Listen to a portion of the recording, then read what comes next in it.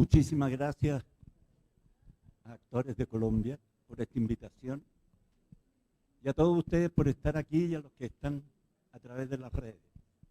Estamos llegando al final del día, la última mesa del día, que tiene como característica principal que aquí vamos a compartir experiencias reales de los que están aquí en este panel, del uso de la inteligencia artificial en proyectos creativos.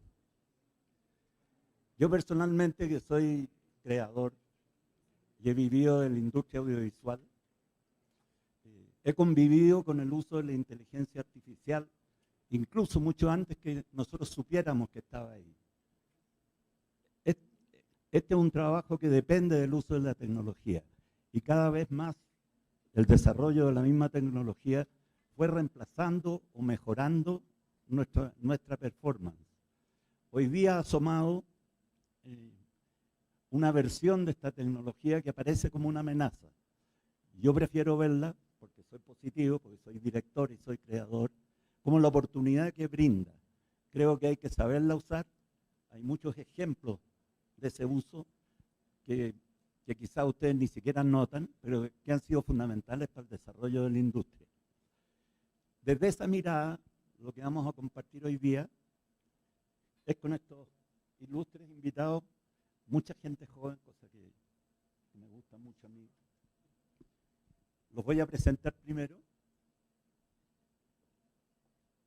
Está con nosotros Wilson Ríos, abogado, egresado de la Universidad Externado de Colombia, realizó estudios en propiedad intelectual y TICS en la OMPI. Es autor del libro Propiedad Intelectual en la Era de las Tecnologías de Información y Comunicaciones, TICS, y coautor de los libros Internet, Comercio Electrónico y Telecomunicaciones y Derecho de Internet y Telecomunicaciones. Fue presidente del Centro Colombiano de Derecho de Autor, CECOLDA. Es miembro de la Academia Mexicana de Derecho Informático, AMDI, miembro fundador del Grupo de Estudios en Internet, Comercio Electrónico, Telecomunicaciones y Informática, GECTI, de la Universidad de los Andes. Fue reconocido como pionero del derecho informático en Iberoamericana por la red Iberoamericana, buena palabra, Derecho Informático EDI. ¿Está bueno? ¿Me quedan 2 párrafos? No. Está bien. Está también con nosotros Juan Álvarez, escritor, líder de servicios creativos y futurista. Buena palabra, Colombia. Juan Álvarez, colombiano sueco, profesional con una sólida formación académica, ha participado en la industria audiovisual contribuyendo a proyectos televisivos y colaborando con empresas notables como Zodiac Media desde Escandinavia. Su experiencia abarca la escritura de guiones y la creación de formatos televisivos. Desde el 2022 lidera como director creativo en QIO Enterprise, perdón, era en inglés pero no importa, se entendió, limitada, enfocándose en soluciones de EduTech. Su impacto se refleja en iniciativas como Fake Out, una aplicación de inteligencia artificial contra las fake news, y la adaptación de Ideograma, una herramienta de inteligencia artificial para identificar narrativas sólidas. La diversidad de su experiencia y su visión estratégica lo posicionan como un profesional integral y proactivo. Con una transición exitosa hacia el ámbito tecnológico, Juan Álvarez fusiona su background en el mundo audiovisual con su actual enfoque en inteligencia artificial y derechos de autor. Bienvenido, Juan. José Alejandro Betancourt, aquí, director de Nodo Colombia, ingeniero de sistemas y magíster en administración con especialización en finanzas y un apasionado por la educación en tecnologías emergentes, la experiencia de usuario y el desarrollo móvil. Ha fundado 2 emprendimientos en estos campos y ha trabajado como profesor en la Universidad EIA y en la maestría de ingeniería de EAFIT. Discúlpenme que lea las siglas sin saber lo que significan. También ha ocupado roles de liderazgo y diseño de negocios en la multinacional Software One y ha contribuido a la transformación digital de varias empresas nacionales e internacionales. Es autor del libro The Art of Design Thinking y es socio de la firma KZ Labs, o KC Labs, donde trabaja en temas de emprendimiento de alto impacto, estrategia y diseño. Actualmente es director de Nodo, un centro cuyo propósito es reducir la brecha tecnológica a través de una oferta educativa que fomente el desarrollo del capital humano requerido para construir industrias más sofisticadas tecnológicamente. Llegamos ahora a mi derecha, donde Nicolás Rocha Cortés, escritor y periodista, Colombia. Nicolás Cortés, Bogotá, 1994. ¿Ese es tu año de nacimiento? My goodness. Escritor, periodista y fotógrafo. Naciste antes de ayer. Autor del libro How I Met Your Mother, Rey Naranjo, 2022. Ha colaborado con diversos medios y organizaciones como Semana, El Malpensante, Don Juan, El Espectador, El Tiempo, Banco de la República, CTXT España, El Destape Argentina y Soho.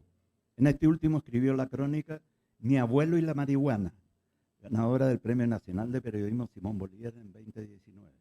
En 2020 fue finalista del 9º Premio Nacional de Cuento La Cueva, apareciendo en la antología La venganza de Catalino y otros cuentos. La Cueva, 2021. Actualmente realiza reseñas de literatura para el Banco de la República y produce podcasts para la no ficción, coordina editorialmente varias revistas, Fucsia y Soho, y sigue escribiendo. Bienvenido, Nicolás. Y finalmente, Gabriel Henao, artista visual, Colombia. Artista visual y diseñador de productos y servicios. Actualmente trabaja como Global Creative Director en... Está bien, ¿cierto? Era en inglés. Ya. En Ubiquiti y es co-founder de Neural Inteligencia Artificial. Su trabajo se enfoca en innovación en procesos de diseño y estrategia. Bienvenido, Gabriel, gracias por estar aquí a todos. Y vamos a comenzar con escuchar la palabra autorizada y sapiente de Wilson Río, jurista, acerca de ChatGPT. Muy buenas tardes, muchas gracias por la invitación a Latin Artists y actores.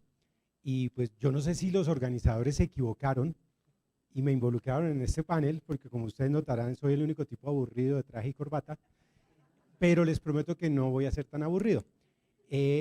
Traigo una presentación, porque pues como estamos en un evento de la industria audiovisual, pues hay que traer ejemplos de la industria audiovisual.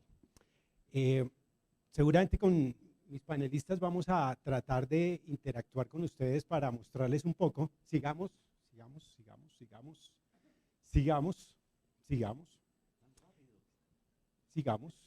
Por ahí. Esta diapositiva quiero presentarla, seguramente ustedes la han visto, pero es bien importante. Nos hablan de que estamos en la cuarta revolución industrial, lo cual significa que hemos sobrevivido a 3 revoluciones industriales previas. Y me encanta el título del panel, si ustedes lo ven, dice inteligencia artificial como herramienta. Y quiero subrayar la palabra herramienta. Vamos a hablar de que la inteligencia artificial, y esta mañana las personas que estuvieron en los otros paneles hablaban de la utilización de la inteligencia artificial como herramienta, ¿verdad? O como obras asistidas a través de sistemas de inteligencia artificial. Pero lo que está detrás todavía sigue siendo la inteligencia humana. Entonces, sigamos adelante, por favor. Hace un rato mencionaban, bueno, tuvimos aquí a Natalia, protagonista de uno de los capítulos de la saga de Terminator. Yo debo confesar que me gradué del colegio en 1984, lo cual delata mi edad, pero no importa. Y me tocó ver Terminator, la primera parte, ¿no? Con la que inició la saga. Y todos quedamos fascinados con James Cameron y con Arnold Schwarzenegger y con el famoso T800, ¿verdad? Luego vinieron los T850, los T1000 y todo el desarrollo. Y me gustó mucho cuando mencionaste hace un rato las películas, y a mí Blade Runner sigue siendo sin duda, adelantemos, bueno, esta es bien importante, no, devolvámosla por favor. La inteligencia artificial vamos a tener que convivir con ella. No sé si vamos a procrearnos con ella, porque noten ustedes acá esta lámina, ¿no? El T800 con Sarah Connor. Entonces vamos a tener que convivir, y estamos conviviendo, como lo mencionabas, hace muchos años y sin saberlo. Mi primer trabajo fue en la Dirección Nacional de Derechos de Autor de Colombia, y en alguna oportunidad que tuve de hacer una pasantía en la Copyright Office de los Estados Unidos, tuve oportunidad de escribir varios artículos, y uno de ellos se llamaba Propiedad intelectual en las obras creadas o generadas a través de sistemas de inteligencia artificial. Y cuando yo escribí ese artículo lo mandé a algunas revistas y todas me decían, oiga, eso es como interesante, pero eso es como ciencia ficción. 1996 yo les decía, no, y estamos entre gente de la industria audiovisual. Seguramente muchos de ustedes recuerdan Metrópolis, ese clásico del cine silente de 1927, repito, 1927, donde ya nos hablaban de la robótica y de la inteligencia artificial. Y en los años 50 aparece un señor de origen ruso que luego se naturaliza en los Estados Unidos llamado Isaac Asimov, y escribe un libro fantástico que todos debemos leer que se llama Yo, Robot, que luego lo volvieron película protagonizada por Will Smith. Ahí hay algunas películas que debemos tener en nuestro radar, ¿no? Y que seguramente ustedes que están en la industria audiovisual las conocen mejor que muchos de nosotros. Hoy en día las series que recrean estos temas son mayúsculas, ¿no? Pero quiero hablarles de una en particular que no escuché mencionar esta mañana, una protagonizada por Bruce Willis que se llamó en español Los Sustitutos y en inglés se llamó The Subrogated. Esa película es fantástica porque nos muestra lo que estamos en este momento enfrentando, o lo que tuvo que enfrentar el sindicato de actores, el sindicato de guionistas, y es los puntos negativos, pero también los puntos positivos que trae el uso de estas herramientas. Sigamos, por favor, adelantemos, porque bueno, ahí está Metrópolis. Este clásico es fantástico, ¿no? Stanley Kubrick, ¿cierto? Hall, el computador a bordo, toma el control y aniquila a la tripulación. 1968 lanza Stanley Kubrick este film. Bueno, sigamos, por favor. Sigamos. Bueno, ni hablar de Matrix, ¿no? 1999 yo fui a ver el primer capítulo de Matrix y quedé pues en shock, ¿no? Neo, Morpheus y Trinity hablándonos de la matriz. Muy bien. Sigamos, por favor. Sigamos. Hay muchas. Esta es la anterior, por favor. Johnny Depp. Esta, si no la han visto, véanla. Es fantástica. Es como el cerebro de este científico, cuando él va a morir, pues es pasado a un servidor en la nube, ¿cierto? Y cómo todo ese conocimiento entonces interactúa, esa sinergia entre máquina y ser humano. Sigamos, por favor, sigamos. Vamos a avanzar rápido porque estas son aburridísimas las que vienen. Y quiero llegar, ahí les hablo de todo lo que ha hecho la OMPI sobre el tema de inteligencia artificial, la OCDE, todo lo que ha hecho bueno, computación cuántica, también lo mencionaron esta mañana.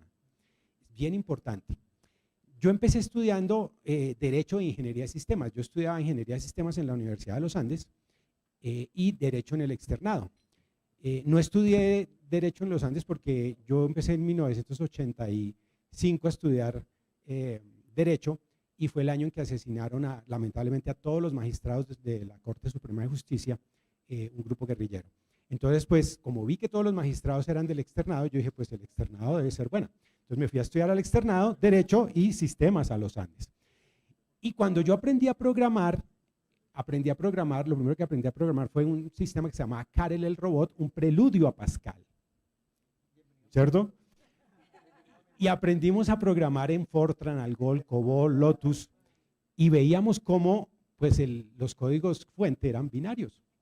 Pero aquí en la computación cuántica estamos hablando de los qubits, es decir, ceros y unos ya no de manera alterna, sino de manera simultánea. Es decir, el turbo o la versión GTI de la computación. Bien, sigamos por favor. Entonces, eso va a robustecer todo este proceso. Sigamos porque quiero avanzar, avancemos por favor. Quiero llegar a los casos con los que quiero mencionarles el proceso creativo en inteligencia artificial. Sigamos. Una lástima que no tengamos mucho tiempo para desmenuzar todo esto. Quiero llegar a un caso que fue muy conocido por ustedes seguramente, donde estuvo involucrado Quentin Tarantino, ¿cierto?, en contra de Miramax, por el guión de su famoso éxito Pulp Fiction, ¿verdad? Porque él empezó a comercializar a través del metaverso y a través de figuras propias de este mundo virtual, ahí está, muchas gracias, ¿cierto? Y empezó a comercializar los famosos Non-Fungible Tokens, los NFTs, es decir, toda su creación en esos derechos que él se había reservado en el contrato que firmó con el productor audiovisual, ¿verdad? Lo que hablaban también hace un rato, es importantísimo la asesoría de las sociedades de gestión a sus miembros y el aporte y soporte jurídico, ¿verdad? Y lo mencionaba Duncan esta mañana y también ahora en su intervención. Es muy importante revisar esas cláusulas contractuales, lo que decía Natalia, autorizaba que se use su imagen y muchas veces no leemos, o mejor dicho, los únicos que leemos toda esa letra chiquita harta somos los abogados, ¿cierto? Y nos dicen, ay, ustedes son unos señores ahí todos hartos. Bien, pero alguien tiene que hacer el trabajo sucio, ¿verdad? Es decir, leer eso. En ese caso, pues por fortuna, se logró un acuerdo entre Miramax y Quentin Tarantino y él pudo explotar en ese escenario de los NFTs y en el metaverso su creación. Quiero también referirles un caso que es de reciente data, que es el famoso caso Zaira of the Dawn, fallado por la, o mejor, decidido por la Copyright Office de los Estados Unidos en septiembre del año pasado. Avancemos para llegar a él, por favor. Seguramente muchos de ustedes lo conocen, se dio en septiembre del año pasado la decisión inicial donde una autora llamada Cristina Kachtanova registró una obra literaria donde las ilustraciones eran creadas con la herramienta Midjourney, ¿cierto? No con el ChatGPT. Y ahí me voy a detener un poco. ¿Alguno de ustedes sabe qué significa el GPT? Siempre que vemos una sigla es muy importante saber qué es la sigla. El GPT o GPT significa, ¿cierto?, Generating Program, ¿cierto? Y Transformer, ¿cierto? O sea, un transformador generativo de programación. Entonces es bien importante entender ese tema. Noten que hay países que regularon este uso del ChatGPT, las universidades y las instituciones de educación están regulando el uso. Es decir, el disclaimer que también a la industria le cabe. Mencionar que en su creación se han utilizado determinadas herramientas generativas, ¿cierto? O sistemas de inteligencia artificial generativos. Y miren que yo les decía a mis compañeros de panel que yo en este momento la charla no la llamaría ChatGPT, sino la llamaría Gemini, ¿cierto? Que es el sistema de inteligencia artificial que acaba de lanzar Google, ¿cierto? Para ser incorporado en Google Bard. Entonces Gemini, con esas 3 versiones que tiene, la Nano, que es la que nos entregan mañana, 13 de diciembre, y luego vienen las 2 versiones más robustas, ¿no? La Ultra y la Pro, ¿verdad? Entonces allí tenemos un sistema multimodal generativo, ya no es el ChatGPT donde hay unos prompts, ¿cierto? Verbales, sino aquí va a haber reconocimiento de un silbido, de una canción, de una imagen, de un código, ¿verdad? Nos va a permitir programar. Entonces, este caso de Zaira of the Dawn, que se dio en septiembre del año pasado en la Copyright Office, fue muy importante porque la autora Cristina Kachtanova utilizó la herramienta Midjourney para generar las imágenes. Pero cuando le otorgaron el registro en los Estados Unidos, ella pues hizo gran difusión en sus redes sociales y dijo, me han otorgado un registro donde he utilizado una herramienta generativa. Entonces la Copyright Office la llamó y le dijo, un momentico, usted no nos dijo eso en la solicitud inicial. Entonces la requirió y en marzo y abril de este año modificaron el registro y le dieron solo autoridad sobre la parte del texto y no sobre las ilustraciones. Avancemos un poco para ver las ilustraciones, sigamos. Otras más, por favor. Gracias, más. Ahí, gracias. Estas imágenes que ella generó con Midjourney, pues tenían las instrucciones que ella le dio.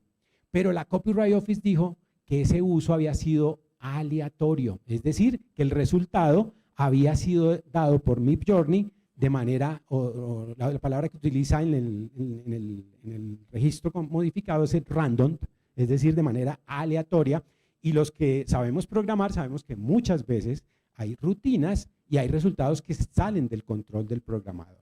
Entonces allí, por eso, se modificó. Este caso también nos da pie para hablar de otro que se dio en la Corte de Columbia, en los Estados Unidos, es el famoso caso Thaler. Thaler lo conocemos por las patentes que ha solicitado utilizando herramientas de inteligencia artificial, pero aquí se trataba de una obra literaria. Y la Copyright Office le negó el registro y él se fue a los tribunales y los tribunales ratificaron, ahí está Steve Thaler, no confundir con Steven Tyler, ¿no? Cuidado, con el líder de los chicos malos de Boston. Entonces, acá, de Aerosmith. Entonces, Steve Tyler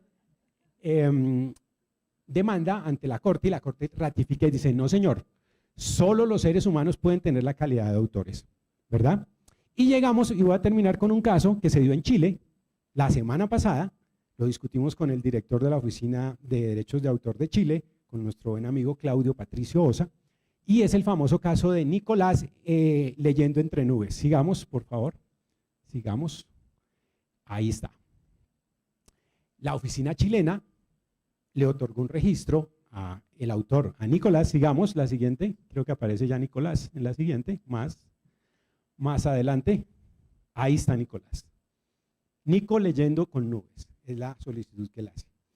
Y la oficina chilena fue muy acuciosa y le dijo, no le podemos otorgar ese registro de esa manera, pero si usted asevera que las fotos las tomó usted, pero que las modificó a través de una herramienta de inteligencia artificial, es decir, una obra asistida, no creada, herramienta como el pincel, como el procesador de palabra, ¿cierto? Como el cincel. Entonces, noten que aquí, y ya termino, estos casos nos han mostrado cómo se pueden negar, pero también otorgar registros, porque en el de Cristina Castanova, la Copyright Office le dijo, le otorgo el registro sobre el texto literario, pero no sobre las... Pero si usted escribe mejor cómo hizo este proceso, le voy a otorgar registro. Ya también Graciela, mi buena amiga y colegas, antes en el panel anterior mencionaba las decisiones que ha negado la Oficina de Derechos de Autor de Colombia, la Unidad Administrativa Especial, Dirección Nacional de Derechos de Autor, donde pues ha negado porque no se cumple un requisito sine qua non del derecho de autor, y es que el autor sea una persona física, natural. Cierro diciendo que en el estado actual de cosas solo podemos predicar la calidad de autor de las personas naturales. Seguramente, como lo dijo Nicolás Negroponte en su famoso libro Being Digital, Ser Digital, tendremos que cambiar y mutar los principios generales del derecho de autor, porque a futuro seguramente vamos a tener obras creadas de manera autónoma. Muchas gracias. Muchas gracias, Wilson. Bueno, aquí aparece otro ejemplo que hemos vivido otros a lo largo del día, que hay un desafío para la legislación actual de estar a la altura de los tiempos, que es que crear este nuevo sujeto de derecho, que es un ser extraño, que todavía está por definirse. Bueno, vamos a continuar ahora a conocer las experiencias de estos dos jóvenes. Habla primero Nicolás Rocha y a continuación Gabriel, que nos van a contar su experiencia. Hola, ¿qué tal? Nosotros dos fuimos los directores creativos de la primera portada de moda creada con inteligencia artificial en Colombia y Latinoamérica, que fue el número 219 de la revista Fucsia, con portada del dúo caleño Dauer y Damper. Básicamente nosotros cuando empezamos este proceso estábamos trabajando con la redacción y el consejo editorial y se decidió que querían que se hiciera la primera portada con inteligencia artificial. Para eso buscamos primero a los personajes y pensamos como en quién podíamos hacer una editorial de moda. Ahí salió el nombre de Dauer y Damper, que es un dúo caleño muy bueno, que tiene una propuesta estética impresionante, una propuesta musical divina y que tras del hecho tiene todo esto bajo una cortina, una bandera muy grande que es el concepto de afrofuturismo latinoamericano. Dijimos, queremos hacerlo. Para eso nosotros llegamos y desde el equipo llamamos a Gabriel, que es un artista visual, y dijimos, vamos a pensar este proyecto entre los dos. La primera parte del proyecto era cómo hacemos para aterrizar este concepto etéreo y realmente que no existía, que era cómo hacemos el afrofuturismo, sobre todo el afrofuturismo latinoamericano, porque teníamos los referentes gringos como Octavia Butler, teníamos referentes de artistas estadounidenses, ingleses, pero no teníamos absolutamente nada acá. Entonces dijimos, bueno, ¿cómo hacemos el proceso? Lo primero era recolectar la información. Hablamos con Dauer y Damper, nos contactamos, les pedimos toda la información que pudiéramos hacer, que pudiéramos tener y obtener sobre su concepto y su propuesta estética. Y una vez terminamos eso, concretamos una reunión presencial. Ellos llegaron a Bogotá y nosotros teníamos bastantes nervios, pero habíamos dicho cómo hacemos para, desde antes de empezar el proceso de recolección de información, empezar a trabajar el proceso para que fuera básicamente óptimo. No íbamos a empezar a improvisar, no íbamos a hacer una entrevista muy larga, sino que dijimos, ¿qué es lo primero? Pues segmentar la información. Necesitamos lograr que la información que vayamos a recolectar esté lo suficientemente organizada y sea lo suficientemente clara como para que nos podamos inventar algo que no existe. Y sobre todo proponerles a ellos un juego en el que les decíamos, vamos a imaginar la gravedad, el presupuesto, las locaciones, todo lo que tenía que ver con la propuesta estética ya no era un limitante, una limitante. Digamos, podemos crear lo que queramos, pero al mismo tiempo teníamos, la limitante éramos nosotros. ¿Hasta qué punto nosotros podemos llegar a materializar los sueños de este par de artistas? Empezamos entonces a pensar la entrevista, a prepararla y dijimos, hagamos una entrevista aplicando algunos métodos de escritura, como métodos de escritura de información segmentada, poner límites a la escritura. Le pusimos límites a la entrevista y empezamos a básicamente preguntarles cosas con materiales, texturas, colores. Ya no les entramos a preguntar que nos contaran su historia. ¿Qué es el afrofuturismo? Era una pregunta demasiado amplia y no podíamos partir desde lo macro. Teníamos que hacer algo mucho más pequeño. Entonces empezamos a decir, bueno.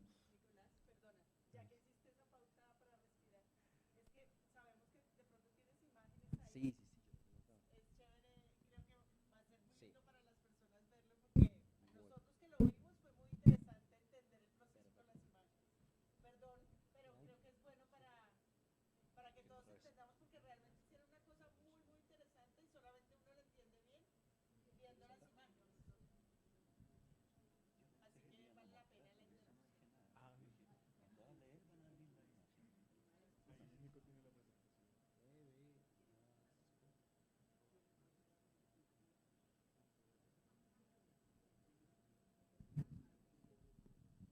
Están viajando las imágenes por el ciberespacio para llegar allá.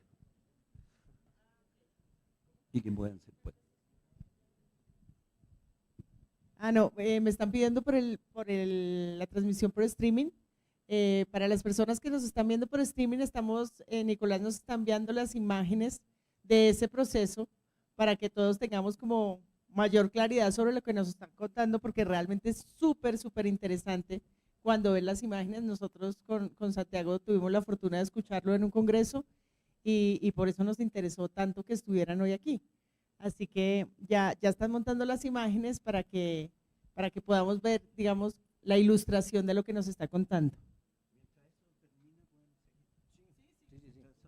Entonces, cuando estén listas las imágenes. perfecto. Entonces nos pusimos a segmentar la información desde antes de recolectarla y dijimos, bueno, ¿qué necesitamos? Necesitamos no básicamente conceptos muy grandes, sino lo más pequeño. ¿Cuál es la ropa que les gusta? ¿Cuáles son los elementos que les interesan?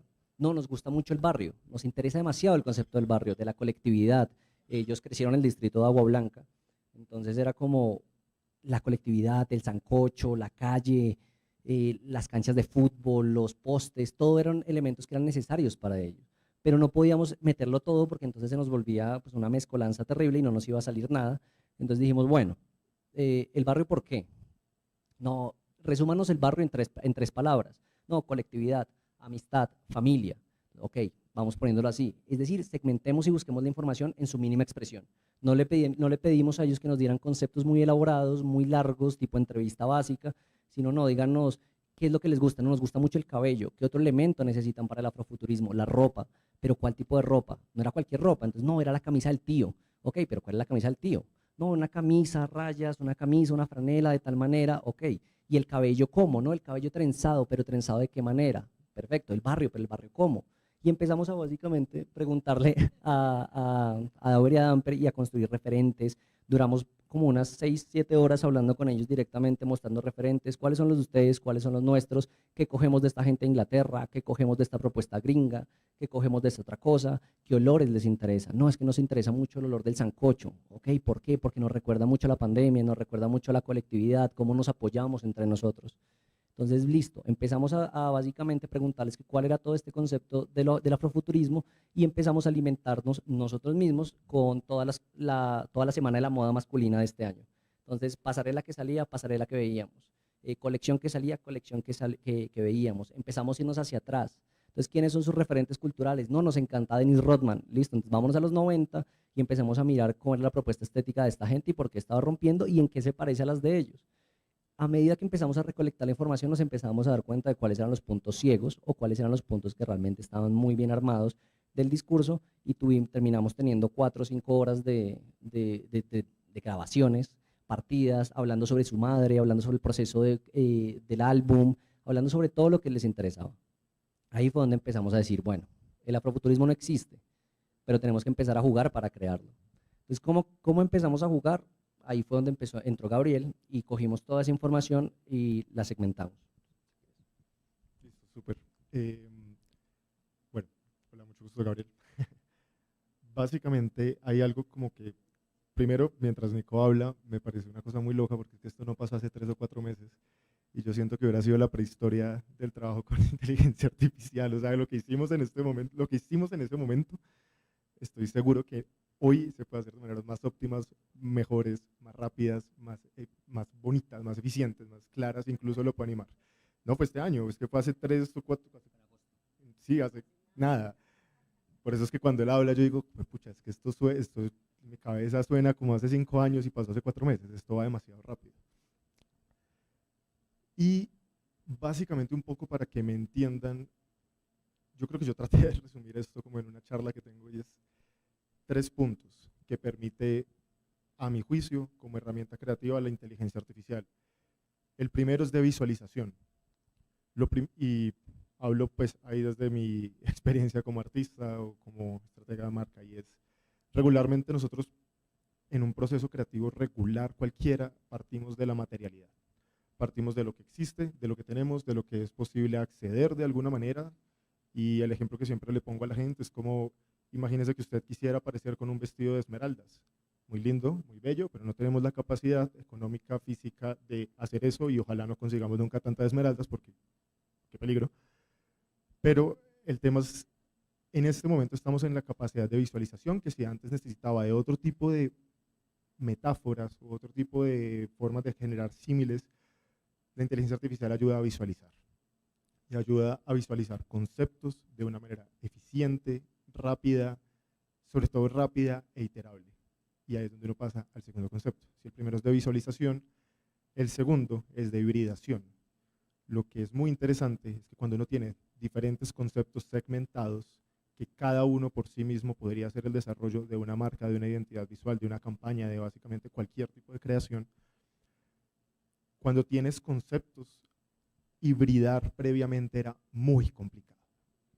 Cuando alguien te decía, une la idea 1 con la idea 2, después de que las habías desarrollado, esto eran semanas y eran equipos de trabajo. Si es que era factible, porque en muchos casos simplemente por presupuesto, pues hasta ahí llegaba la conversación. Un punto muy interesante que te permite la inteligencia artificial dentro de los procesos creativos es hibridar de manera rápida e iterar para empezar a explorar caminos. Y ahí entra, creo yo, el tercer concepto, que es la mutación. Una vez entras en este camino, como donde puedes visualizar cosas de manera rápida, juntarlos, empiezan a cambiar las ideas y se empiezan a complejizar. Lo que es muy interesante es que empiezan a plantearse nuevos caminos que antes o no se habían unido o era muy difícil pensarlos. Y eso tiene algo muy bonito, muy similar a la poesía, y es pensar la creación como la unión de opuestos o como la unión de cosas que previamente, un oxímoron, cosas que previamente no necesariamente estaban unidas, pero que estamos viendo posibilidades de visualizar. Entonces, ahí están viendo miles y miles y miles y miles de estas imágenes que fueron ese proceso, que lo que les digo es muy divertido porque lo que tomó semanas, ahora toma horas, y es muy loco ver el avance tan rápido, pero creo que si uno lo entiende como herramientas que colaboran a estas tres cosas, visualización, hibridación y mutación o iteración de conceptos, podemos empezar a pensar en nuevos escenarios donde vamos a empezar a ver cosas y visualizar escenarios que no solo lo pueden hacer en tiempo real, sino que son escenarios que nunca habíamos visto o escenarios que poco habíamos imaginado. Creo, desde mi experiencia, que para eso nos sirve. Nos sirve porque, por ejemplo, en la creación de un imaginario de marca, ya no estamos restringidos solo a la materialidad, sino que estamos restringidos a lo que somos discursivamente y los espacios que queremos habitar o representar. Y en ese sentido, personalmente, creo que las discusiones que van alrededor del uso de la inteligencia artificial deberían pensarse en algunos casos como simplemente nuevas herramientas a disposición en vez de la penalización, como estábamos hablando, de las herramientas o la restricción de las herramientas. Nadie nunca le dijo que no a un pincel, porque ahora tenemos que plantearnos el papel del pincel de una manera como tan excesiva, dejando de lado los pensamientos, dejando de lado las discusiones que están en el otro lado, en el lado creativo. Y creo que hay que aprender en este instante, y es algo que está pasando, por ejemplo, muchísimo en el diseño de interfaces o en el desarrollo, y es que se están empezando a entender las inteligencias artificiales bajo el concepto de copilots, ¿sí? Un asistente, algo, alguien, un ente, lo que sea, que está conmigo tratando de interpretar en tiempo real las acciones que yo tomo y las decisiones que voy tomando para empezar a crear otras cosas y adelantar procesos creativos. Perdón, ahí para cerrar, lo que están viendo es el editorial de moda como salió con la entrevista. Esas son las imágenes que creamos. Por ejemplo, este es el concepto que ellos hablan de la casa del árbol. Como cuando crecimos, nuestros padres, nuestro abuelo construyó una casa del árbol. Entonces, listo, apropiémonos de ese concepto de la casa del árbol. Pero entonces, ¿era una casa del árbol en qué sentido? No, pero también los postes de Cali. Ahí va el punto de que no se trata solo de meter la información y que salga la imagen, sino que en un punto Gabriel y yo nos tuvimos que sentar, Gabriel a la cabeza, a editar manualmente todas las cosas de las que no teníamos referentes, como es un poste en Cali, como es un poste en Agua Blanca, como es la ropa del tío, literalmente todo eso lo tuvimos que meter manualmente, y lo que están viendo es la síntesis de lo que nosotros terminamos haciendo o definiendo como una colaboración artística entre Dauer y Damper y nosotros creando desde nuestra propia interpretación del afrofuturismo, pero no reemplazamos nada. Es decir, todo el conocimiento fotográfico de encuadre no fue que se saliera de la nada, también tuvimos que tenerlo, también tuvimos que tener todo lo que es el concepto de color, también tuvimos que tener un concepto de moda, también teníamos que tener conceptos que tuvieran sentido, es decir, no era simplemente sacar una imagen bonita, porque cuando empezamos a sacar imágenes bonitas, que son las que vieron en un principio, que son un montón de imágenes súper lindas y todo, pero resulta que no dialogaban directamente con el concepto de afrofuturismo que ellos querían, porque no era un afrofuturismo muy subsahariano, muy africano, porque el referente y lo que nos generaba Midjourney era imágenes de personas afro, pero pues con lo que lo alimentan, que es del subsahariano, de África. Entonces, ¿cómo hacemos para meterlo? Listo, nos toca tener un conocimiento suficientemente amplio en moda, en producción, en encuadre, en fotografía, para poder terminar dejando que la cantidad de espacios y de interpretación por parte de la IA fuera mínimo. Es decir, siempre va a haber algo random, pero nosotros tuvimos que ser los directores creativos al punto de tener que definir si todas las imágenes nos salen con el mismo encuadre, listo, ya tenemos todas de plano medio. Ok, ¿ahora cómo hacemos? O sea, necesitamos un plano más cerrado. ¿Y eso cómo se hace? Consumiendo todas las colecciones de moda que pudimos y los editoriales de moda para decir dónde está el equilibrio entre nuestra interpretación, lo que ya existe y lo que nos está generando. No confiar únicamente en la imagen. Y también teniendo en cuenta que teníamos un límite de tiempo y que pues evidentemente tocaba solucionar, porque pues los deadlines son un problema, si no nos hubiéramos quedado infinitamente ahí. Sacamos el proceso y sacamos todo el editorial más la primera portada en 2 meses. 2 meses dándole todos los días muchísimo tiempo y sacando más de 1500 imágenes para al final solo escoger 7. Y de hecho fueron muchas más. Lo que hizo Gabriel al final fue también, nos tocó sentarnos y decir en un punto no tenemos ojos. Ya no sabemos qué hay y qué no hay. O sea, necesitamos que alguien se siente y nos diga, eso aguanta, eso no tanto, eso está bonito.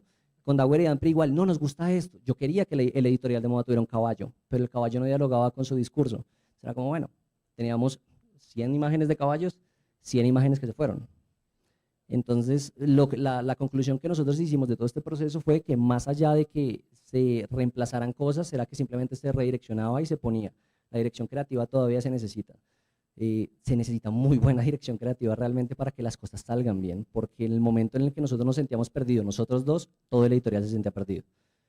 Entonces, pues nada, esa es la conclusión, espero que les haya gustado y ahora que ya pudieron ver. Y ese es el nombre, Machete y Flow, que terminó siendo toda la entrevista y el texto se generó a partir de las preguntas que lo hicimos, no utilizamos generadores de texto, pero toda la síntesis de información sí fue a través de ChatGPT. Gracias. Muchas gracias y felicitaciones. Me parece que es un bello ejemplo de la inteligencia artificial sirviendo de asistente creativo a la mente y al espíritu humano. Los felicito. Vamos a pasarnos del discurso de la imagen al discurso de las letras, de las palabras. A ver, eso, Juan, dale. Perfecto. Bueno, hoy, primero, antes de empezar, quiero que hagamos un ejercicio.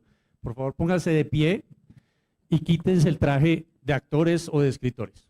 Vamos a ser seres humanos. ¿Listo? Vamos, todos de pie, por favor. Nos vamos a quitar el traje porque yo sé que hoy hemos estado hablando de cosas muy puntuales y mi especialidad es el contexto. Y aquí nos falta mucho contexto. Estamos muy en los detalles. ¿Listo? Entonces ya nos quitamos esto, ya nos sentimos más humanos, menos actores, menos escritores, menos artistas. Somos simplemente seres humanos, del montón. ¿Listo? Fantástico, se pueden sentar. Así está súper bien. Entonces, antes de contarles yo qué hago y por qué lo hago, lo primero es, recuerden que toda herramienta responde a una solución. Y toda la tecnología es una herramienta, libera recursos. ¿Listo? Ahora, ¿qué solución soluciona o qué recurso libera? Esto hace que una herramienta nueva, tecnológica, sea o no problemática. ¿Listo? Les cuento una historia. En 1910, cuando se lanzó el carro en Nueva York, el titular era "Por fin vamos a respirar aire puro", porque solucionaba el estiércol de los caballos, que era la fuerza que movía esa ciudad. Millones de caballos defecando por las calles. Hoy no pensaríamos que el carro es una solución, lo vemos como un problema, pero fue una solución en su momento. Algo que es importante es, la inteligencia artificial, aunque se planteó en los 50, es relativamente nueva y todavía no es un problema. O sea, estamos en la luna de miel y ya estamos, digamos, poniéndole una resistencia increíble. Y yo pienso que cuando tú abordas cualquier problema con miedo, nunca tomamos buenas decisiones. Solamente que entre una cucaracha voladora a este recinto y vamos a ver qué tan controlados y qué tan buenas decisiones tomamos en ese momento. ¿Cierto? Y pienso que en este momento estamos siendo reactivos al miedo de empleos y de un montón de cosas, pero porque están nuestros empleos en peligro. No tenemos ningún problema con que automaticen los taxistas, pero la inteligencia artificial está automatizando carros y nos parece que es porque alguien se va a sentar a manejar un carro. Ahora, que para la inteligencia artificial automatizar la escritura de una novela o automatizar un taxi sea lo mismo, creo que lo que hace es mostrarnos que la inteligencia artificial nos está mostrando una imagen de espejo del límite humano, de nuestro entendimiento. Para nosotros la creatividad es infinita. La diferencia entre Avatar y Pocahontas para nosotros es abismal. Para la inteligencia artificial no lo es la misma historia. Lo mismo que E.T. y Ana Frank, o lo mismo que la historia de Jesucristo, de Prometeo y de, no me acuerdo el otro, que era el mucho más antiguo. Esto, Marduk, por ejemplo, que es el Salvador, que viene, él salva al hombre, se sacrifica, y a nosotros nos parecen diferentes redentores, ¿cierto? Digamos que el humano, la creatividad infinita del humano depende de la capacidad de entendimiento humana.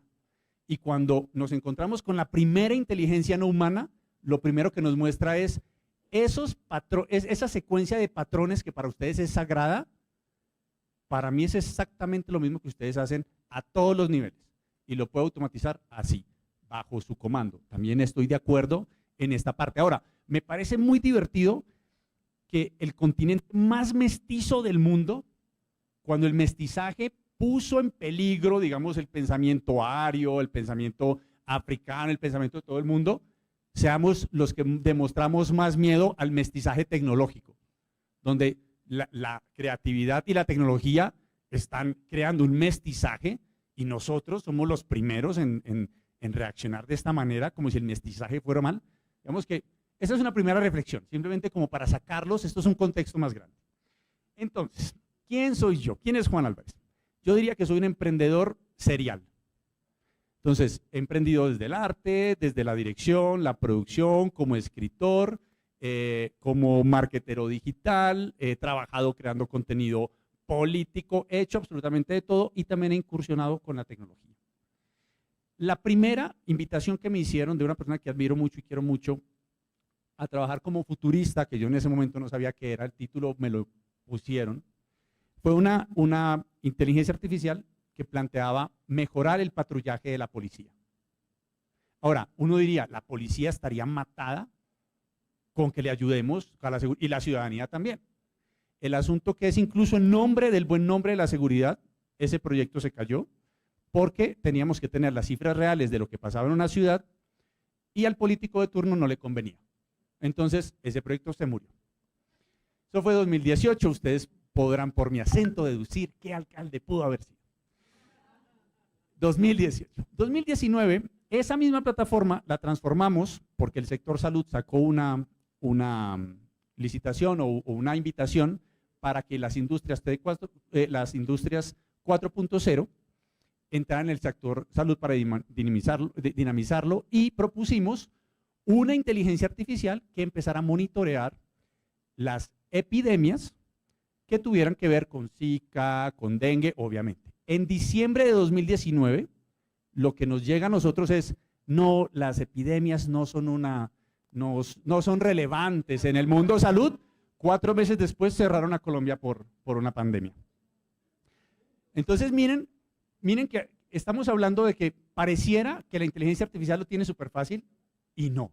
Estos son 2 intentos fantásticos donde incluso los más interesados no son capaces de reconocer el potencial y aquí es donde quiero ir. Ahora tenemos la única iniciativa que está funcionando, se llama Fake Out, trata de mitigar el problema de las noticias falsas, pero sin tocar la libertad de expresión, porque ahora cuando la gente dice, cuando decimos noticias falsas, metemos un montón de conceptos que se mezclan y no sabemos la diferencia entre opinión, noticia, y esto es gravísimo, porque si yo en nombre de la libertad de expresión dejo que los políticos privaticen el derecho de expresión, esto no nos lo regresan. Nos pasa como a las mujeres de Afganistán. No sé si me oyeron esta mañana, una mujer afgana al principio de los 70 se podía divorciar con una católica, no, y a final de los 70 usaba burka y dependía del permiso de su marido. Un derecho que le quitaron y nunca le devolvieron. Y por eso yo he estado bastante crítico con lo que se ha dicho hoy. Siento que sí hay que regularla, pero no sé si en el estado de miedo en el que estamos tomando las regulaciones correctas. Entonces, Fake Out lo que trata es de ayudar con las noticias falsas, pero sin tocar los derechos de expresión, ¿cierto? El derecho de expresión viene con que la gente pueda decir lo que le dé la gana y el derecho para la persona que habla. Para mí viene con la obligación de sentir, y aunque me sienta profundamente ofendido por lo que esa persona dice, luchar por su derecho de poderlo decir, porque es un derecho que yo también quiero tener. Y yo creo que es una reflexión que no siempre hacemos. Siempre pensamos es en mis derechos. Ahora sí nos acercamos a por qué mi resistencia a todo lo que se ha dicho un poquito hoy. En 2018 lancé este libro, lo autopubliqué, se llama Heroegrama. Fue bestseller durante 2 años, no en Colombia, desafortunadamente. Creo que el público colombiano lee poco. Y es un libro que, sin darme cuenta, después de analizar a unos 30 autores de metodologías de escritura, entre ellos Joseph Campbell, Dan Harmon, bueno, no se pueden imaginar, creo que este señor y yo somos los poquitos que sabemos cuánta gente me leí para sacar este libro. Y este libro lo que termina haciendo es lo que yo llamo un metasilogismo. No sé cuántos de ustedes saben qué es un silogismo. Un silogismo es, digamos, la unidad mínima de la lógica, 2 premisas que llevan a una conclusión. Ahora, esto te dice 3 actos, 2 actos llevan a un acto conclutivo y tiene elementos universales, elementos particulares, premisas mayores, premisas menores, cosas que pasan del primer acto al segundo, pero no al tercero, cosas que pasan del segundo que vienen del primero al segundo y también al tercero, y cómo esas promesas se tienen que ir cumpliendo en diferentes lugares. Y a los autores pues les encantó y pudieron desarrollar, digamos, mejores narrativas. Ahora, esto me dañó la cabeza cuando le metí lógica difusa. La lógica difusa, que ahorita de pronto si tenemos tiempo hablar de la computación cuántica, podemos hablar de la próxima pesadilla de la que no vamos a despertar, eso se los puedo prometer. Lo que nos permite la lógica difusa es grados de certeza. Entonces, por ejemplo, una calificación del 1 al 100 es un grado de certeza. Entonces, yo puedo decirle a un autor con una inteligencia artificial que meta su obra en esta plataforma, decirle, tu primer acto está correcto hasta 100%, el segundo está al 2%, o sea, no tienes nada, y el tercero tienes un 90%. Pero te puedo dar datos estadísticos y reales y unificados de por qué no está bien, cómo mejorarlos y cómo sería mejor en caso de que lo quieras adaptar para una comedia, para niños, para lo que sea. Ahora, súper útil si se utiliza con responsabilidad, ¿cierto? Y si los datos de la gente que mete sus obras en esta plataforma son propiedad también de los usuarios que pagan por tener la nota, ¿cierto? Como un script doctor, pero avanzado, que te puede dar un resumen automático ponderado que lleve tu obra a otro nivel. Dicho esto, ahí es donde este proyecto llegó al primer stop. Ya les he hablado de E.T. y Ana Frank, la misma historia, diferente forma, diferente expresión. Avatar, Pocahontas, misma historia, diferentes forma y expresión. Y entonces, si yo tomara cualquier historia y la meto acá y le digo a esta inteligencia artificial, ahora hazme, no sé, Las Hinojosas con dos mujeres azules en otro planeta, es la misma historia, pero tiene otra forma y otra expresión. ¿Es esto correcto o no? Legalmente tendría protección, como Avatar la tiene. Pitufos espaciales haciendo de Pocahontas. Fantástico. Pero entonces de pronto aquí el problema no es lo que plantea la herramienta. El problema es de pronto lo que estamos protegiendo no es. De pronto la creatividad, lo que les decía antes, el ejemplo que les ponía del taxista, de automatizar un vehículo que lleve de punto A a punto B o escribir una novela, para esta vaina, para esta nueva herramienta es lo mismo. Esto nos plantea preguntas más profundas de ¿qué voy a proteger? Es yo como humano, ante esta nueva herramienta que permite estas cosas fantásticas del afrofuturismo, ¿cómo me replantea la creatividad hacia mí mismo? ¿Listo?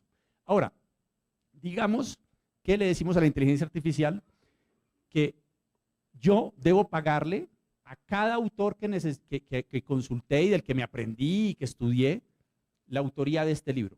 O sea, desde Aristóteles, las metodologías chinas, las metodologías budistas, Dan Harmon, para sacar este libro.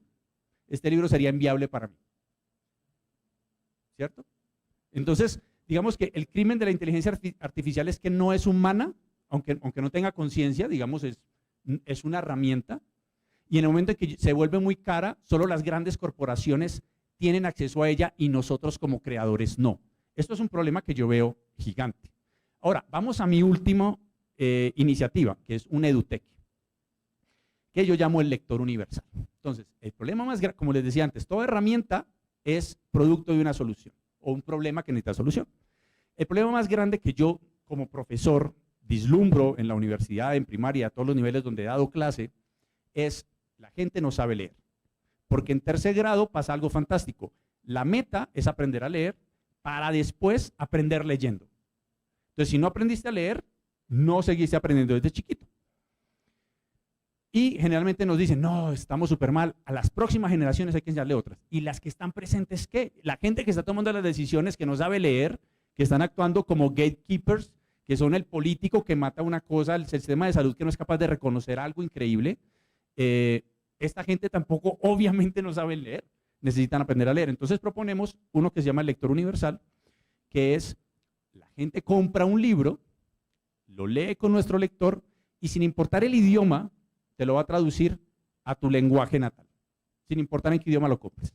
No solo eso, si tienes cualquier espectro cognitivo de dificultad, o eres un niño de 7 años o una persona de 90, si eres un musulmán o eres un católico, y tú le das esa información a este lector, es capaz de contarte el contenido del libro en un contexto que tú entiendas, sin importar tu nivel cognitivo. Esto es algo que cambiaría mucho la lectura. Ahora, ¿la industria editorial le gustaría esto? Yo creo que no. A los traductores, no, menos. Tendría problemas con los autores porque estoy dando una versión diferente de su contenido en tiempo real a los compradores de su contenido, porque la gente compró el libro. Yo te puedo garantizar que mi lector no va a leer algo que no se compró.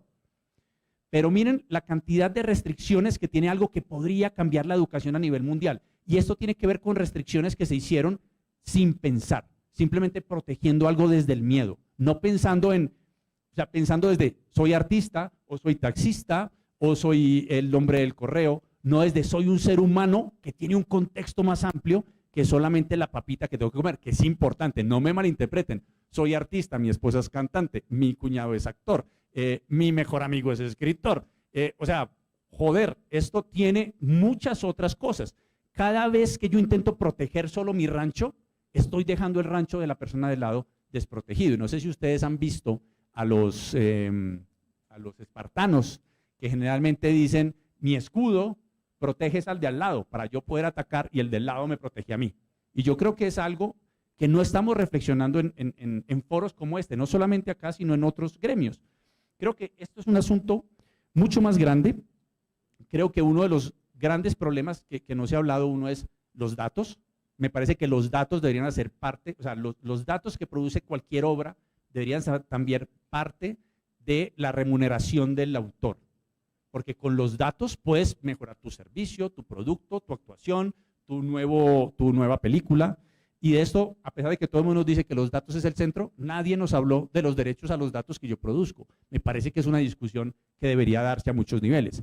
Otro problema gigante, que yo creo que es el centro de esto en realidad, es por qué la política las políticas de protección que ya existen no las estamos utilizando. ¿Qué están haciendo nuestros políticos?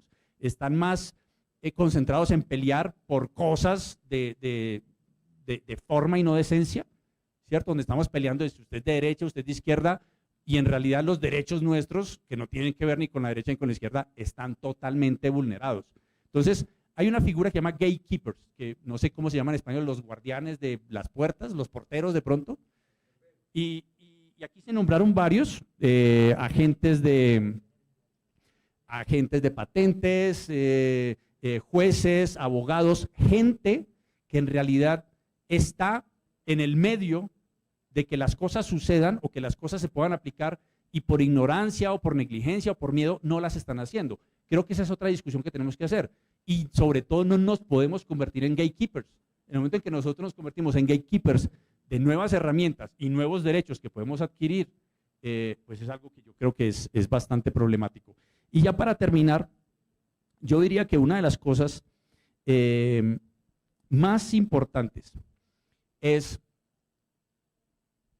esta es la primera vez que nos encontramos con un ente inteligente que no es humano, que nos está dando una imagen de nuestra humanidad a una simpleza que no llegamos a comprender. Ahorita yo le mencioné a alguien, es que la diferencia para la inteligencia artificial entre automatizar un vehículo que va de punto A a punto B o automatizar la escritura de una novela es lo mismo. No lo digo yo estoy de acuerdo que una novela es súper difícil de escribir, una sonata es muy difícil de escribir para un humano, para la inteligencia artificial no. Y aprendemos más o menos de la misma manera. El asunto de la inteligencia artificial lo hace más amplio, más rápido, pero utiliza los mismos recursos nuestros. Yo también consumo obras para crear cosas nuevas. Y yo creo que es importante esa reflexión. Y si yo pienso que la inteligencia artificial nos asustó, los computadores cuánticos, la lógica nuestra se basa en cosas que son ciertas o falsas, si son correctas o no verdaderas falacias. Los computadores cuánticos nos ofrecen verdades absolutas, paralelas y contradictorias, donde varias realidades paralelas y contradictorias son reales, son escenarios reales. No tenemos ni siquiera un sistema legal capaz de abordar la complejidad que un cálculo de una máquina de esas va a empezar a lanzarnos a diferentes instituciones. Yo pienso que antes, y no me malinterpreten, los derechos los tenemos que proteger. Lo que estamos haciendo está bien. El asunto es, el espectro cognitivo de los humanos está en el autismo, que es en los detalles, y en el otro extremo estamos los disléxicos, que somos los que tenemos mucho contexto.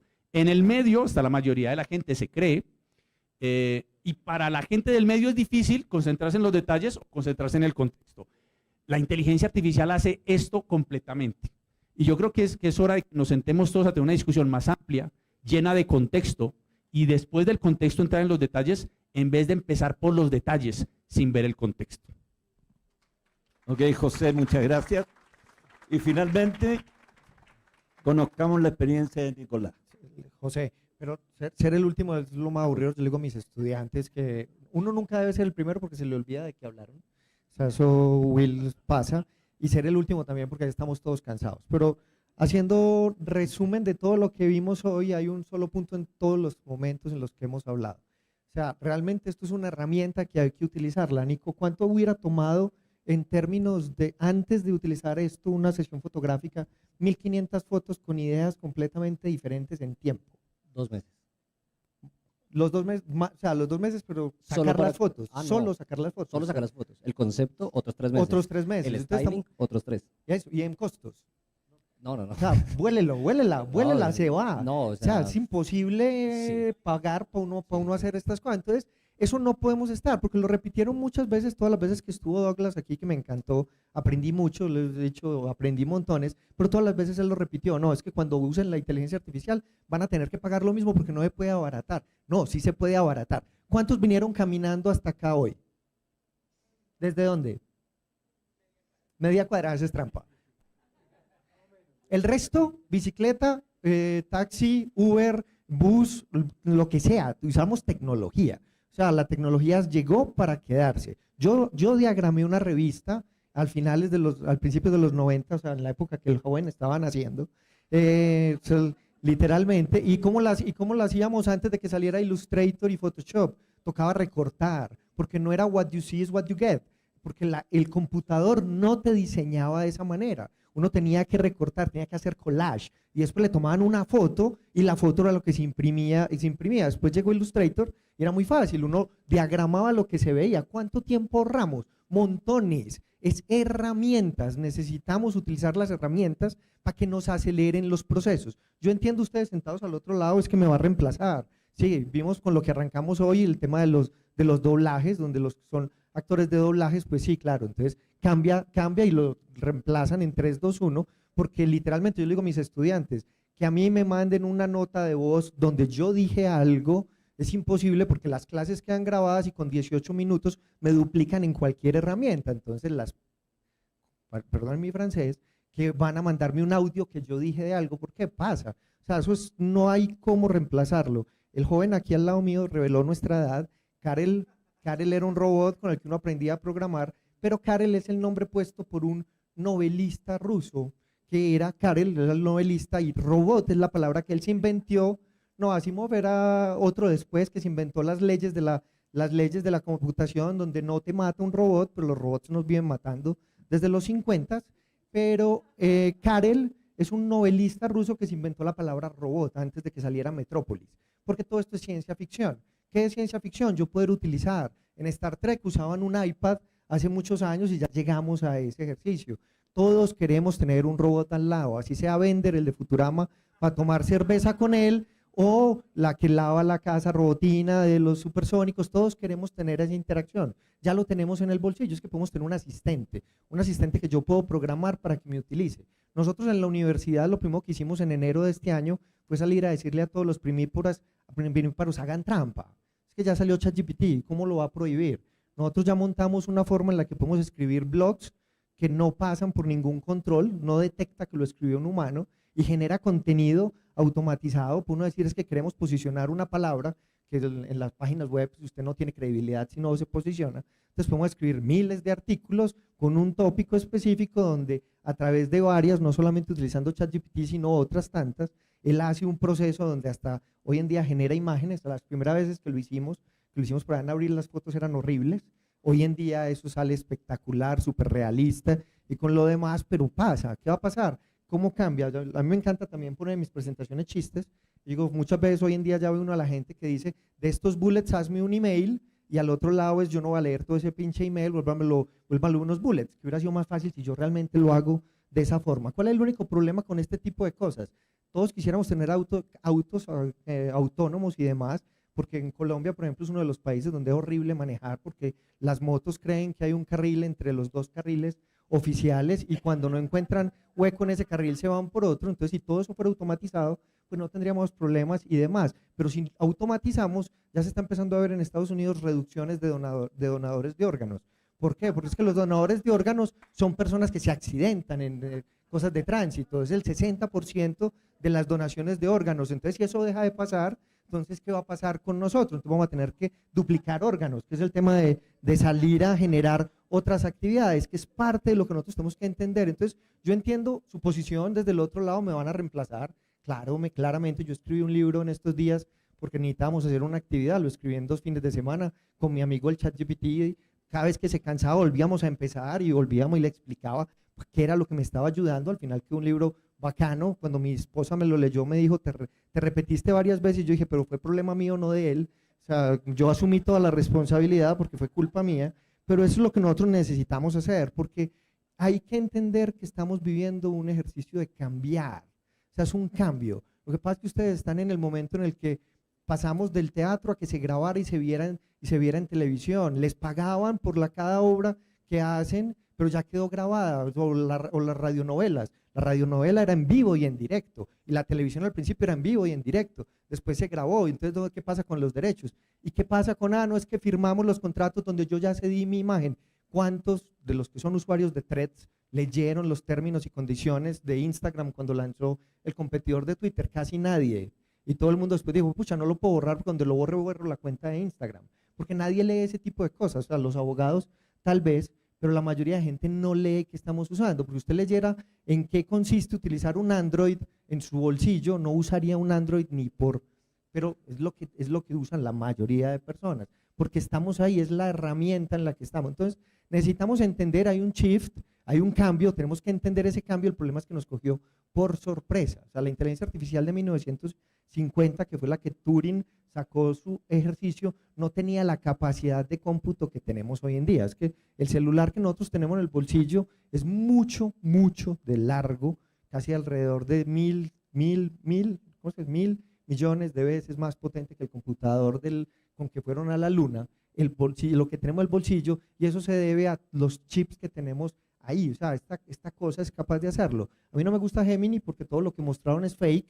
Los videos que sacaron son fakes, pero las empresas de tecnología, yo fui parte de una, los demos son fake porque es que uno no puede salir a que en el demo pasen cosas negativas, pero se viene un asombro, o sea, se viene una ruptura en lo que está pasando y la velocidad es amplia. Yo hablaba con Gabriel acá, que finalmente es que volverlo a hacer ahora sería fácil. Nosotros empezamos a hacer un curso para formar desarrolladores en crear agentes inteligentes. Cuando terminamos el curso, Sal Altman sacó todo lo que se puede hacer con los agentes inteligentes, entonces borrar curso porque ya para qué, ya no tengo que volver a empezar, pero no hay problema. En eso nosotros entendimos que ya crear un curso, que antes me tomaba 4 meses, crear un curso hoy en día me toma 2 horas con inteligencia artificial y ya después lo produzco, y la producción va por el lado de hacer algo del estilo que hicieron los muchachos, porque realmente no tengo tiempo para generar, pero sí necesito un creativo. Es que en todo lo que explicaron, es que la labor de Gabriel para mirar es que tengo que saber qué cámara estoy tomando, porque no es simplemente decirle a Midjourney, genérame una imagen no funciona. Nosotros para Nodo, que es el proyecto en el que yo trabajo, la universidad nos prohíbe usar fotos de stock, deben ser fotos de estudiantes universitarios.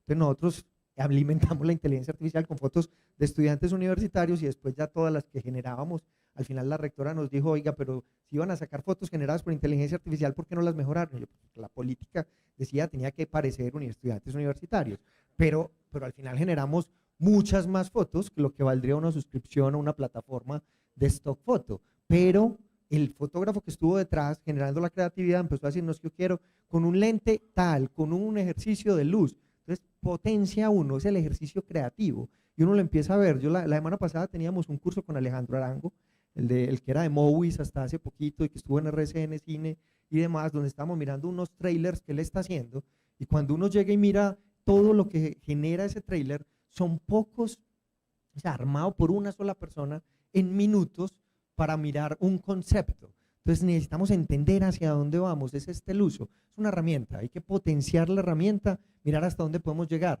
Hay un montón de cosas que van a pasar en el camino, es una realidad, va a haber un montón de casualties.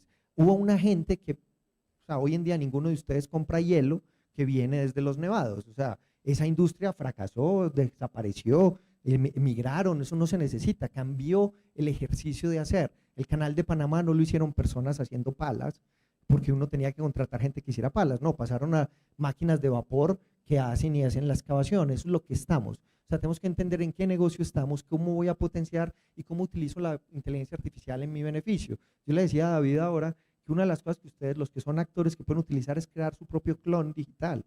Y a la hora de crear su propio clon digital, entender qué puede pasar con ese clon digital, generar contenido. Te entiendo que tienes un podcast donde uno puede generar contenido con voz y finalmente es mucho más fácil, no tengo que esperar para grabar, mi voz lo genera y lo puedo hacer directamente en el iPhone. Puedo grabarme mis voces, es larguísimo de hacer, o sea, toma alrededor de 40, 50 minutos, pero queda una voz espectacular que te toma y de ahí en adelante usted simplemente le dice, yo quiero que digas esto y lo dice en el acento, en lo que hay, o sea, y en varios idiomas. O sea, finalmente vamos para eso, pero es potencia en ustedes mismos. O sea, ¿qué puede hacer yo con esta tecnología para separarme? Es que lo que se ve ya hay en negocios, en otros ambientes, el 40% del tiempo se puede recuperar. Esos 2 días de la vida de una persona en negocios, 2 días adicionales de trabajo en ambientes de negocios. Entonces imagínense cuando uno lo pone y dice, ¿yo qué puedo hacer con 2 días más? O sea, ¿hacia dónde voy? Bueno, muchas gracias, José. Cerramos así este panel y cerramos, entiendo, el foro por hoy.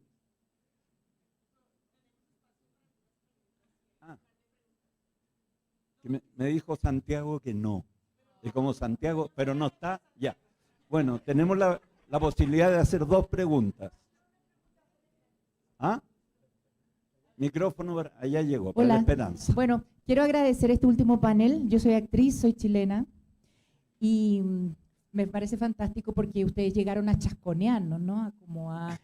A despelucarnos un poco, a pesar de que tiene el moñito bien apretadito aquí mi amigo el primero, pero llegaron a chasconearnos porque la verdad es que cuando viene algo nuevo, uno como que se asusta, ¿no? Como que, puta, llegó esta cuestión, nos vamos a quedar todos sin trabajo, qué sé yo. Pero lo que yo rescato de este último panel es que en realidad tenemos que estar libres, preparados, ¿no? Y libres, sueltos, para llevar en la mochila, no un edificio, sino una carpa, ¿no? Una carpa para poder irnos adaptando al terreno que vamos a ir pisando. Yo creo que es fundamental tener esa sensación en el cuerpo y también aquí, ¿no? De que estas nuevas tecnologías y de que estas nuevas nos abren puertas y tenemos que ser un poquito sueltos y como son ustedes como más jóvenes, yo encuentro que de eso tenemos que empaparnos nosotros también. Así que agradezco muchísimo este último panel que me hace pensar en que en la mochila debo llevar una carpa y no más un edificio. Muchas gracias. Acá. Hacerle el micrófono a él. Levantó la mano. Gracias al panel, y si cada uno me pudiera responder sería ideal. Soy autor, tengo que estar metido en esto, quiero vivir de lo que hago. ¿Cuál es una acción diaria que me invitarían a hacer para poder mantenerme en lo que yo hago? ¿Cuál sería esa invitación que ustedes nos hacen, una acción diaria para podernos meter en esta onda que nos están invitando a meternos? Bueno, ojalá me gustaría que fuera una sola. El asunto, yo pienso que una de las grandes invenciones fue la obligatoriedad a la educación. Y yo creo que la alfabetización cambió. La mayoría de ustedes no saben de datos, no saben sacar insights, no saben leerlos. Si les entregaran hoy los datos de su vida, ustedes no sabrían qué hacer con eso. Y pienso que hay una responsabilidad personal de saber esa nueva alfabetización, de qué se trata y de aprender. Ahora, una de las cosas que yo te diría es, escribe todos los días y chatea con inteligencia artificial todos los días. Mira cómo puede mejorar tu trabajo. Yo creo que al final es eso, es acostumbrarte a utilizar la herramienta, que tú tengas el control. No ceder el control como mucha gente, sino es cómo entreno yo esto para que haga lo que yo quiera. Yo repito lo que resalté inicialmente del nombre del panel, herramienta. Y los panelistas que nos han antecedido y nuestro panel enfatizó en ese punto. Noten que la inteligencia artificial, bien sea caparazones Shell, sean redes neurales, sea Deep Learning, Machine Learning, de la que inteligencia artificial generativa, pues en últimas es una herramienta más. Hace unos años los guitarristas utilizaban una guitarra acústica, ¿cierto? Luego pasaron a la guitarra eléctrica. Y los instrumentos de los que nos valemos pues se han migrado, ¿no? Yo tuve que aprender a manejar máquina de escribir Remington, luego máquina de escribir eléctrica, luego procesador de palabra WordStart, después WordPerfect, ¿cierto? Y tuvimos que irnos adaptando, tuvimos que ir migrando. Pero esto no es aislado, esto está concatenado con un montón de elementos y de aristas que están allí. Estamos hablando de Big Data, de Data Analítica, de Internet de las Cosas, ¿verdad? De impresiones en 3 y 4D, también lo mencionaban. Si dejamos de tener órganos para donar o tejidos anatómicos, pues las impresiones en 3 y 4D, sobre todo las de 4D, nos están dando una opción. Entonces, esto no es solo interesarnos en la inteligencia artificial, sino concatenarlo con un montón de aristas que están allí y que son muchas antiguas, muchas nuevas, y seguramente por eso el acuerdo que firmó, del que nos hablaba Duncan, es por 3 años, porque es que en 3 años no sabemos qué pase, en 6 meses no sabemos qué pase, y eso lo hemos visto. Lo único que te diría es úsala, porque finalmente qué exactamente depende de cada uno dónde sacar el potencial. Yo hoy en día dicto una charla que es lo humano en la era de la inteligencia artificial, porque ese es el ejercicio que va a volver. O sea, es lo mismo que pasó con las Polaroid, que es una empresa que se ha quebrado N 1000 veces. La última vez cerraron todas las plantas, los fans compraron una planta de producción, hicieron el papel y al final con la venta del papel volvieron a comprar la marca. Entonces da una vuelta. Entonces el valor del humano, cómo te potencias vos, va a ser lo importante, porque la gente que va a preferir, o sea, hoy lo vimos, le sacamos más jugo a estos que en el momento que tuvimos los virtuales, porque se pierde la conexión. Y miren que hubo un momento en el que tratábamos de frenar al virtual. ¿Por qué pasa? O sea, si hubiéramos 5 avatares no sale divertido. O sea, sale mejor el estar juntos. Entonces, lo humano hace todo el sentido y es el valor que tenemos que darle. Entonces, ¿cómo te potencias? O sea, y es fácil coger cualquiera de las inteligencias y preguntarle que te haga un análisis. Si sos actor, te grabas un video, se lo subís y ella te da un feedback y le puedes decir que me destroce como si fuera Martin Scorsese y te da varilla bien dada. O sea, es un ejercicio donde uno puede jugar y eso es lo mejor que pasa, porque eso es lo que tienen los niños. Los niños son plásticos en eso porque no tienen miedo y juegan con esto, entonces es lo que tenés que lograr. Yo creo que como acción es entrar a participar de las conversaciones. Básicamente yo lo que me he dado cuenta que hay como en el ambiente es un temor a esa nube negra que uno no va a desentrañar y entonces vos te levantas por la mañana y te dicen hay inteligencias artificiales en esta hora y en la otra hora hay 16 y te abrumas. ¿Sí? Lo que yo hago es entré en la conversación. Si quieres un buen método en Twitter, seguí a las personas que desarrollan, porque esas personas que desarrollan están a la vez hablando con las otras personas que desarrollan y están planteando ese problema, entonces lo ponen muy claramente, este es el problema, y salen 25.000 nuevas herramientas, todas para tratar de curar el problema. Pero cuando entendés que esto es una conversación entre personas, uno empieza como a armarse el mapa de hay 2 millones de inteligencias artificiales, no sé para qué sirve ninguna, pero es que resulta que todas sirven más o menos para las mismas 10 acciones.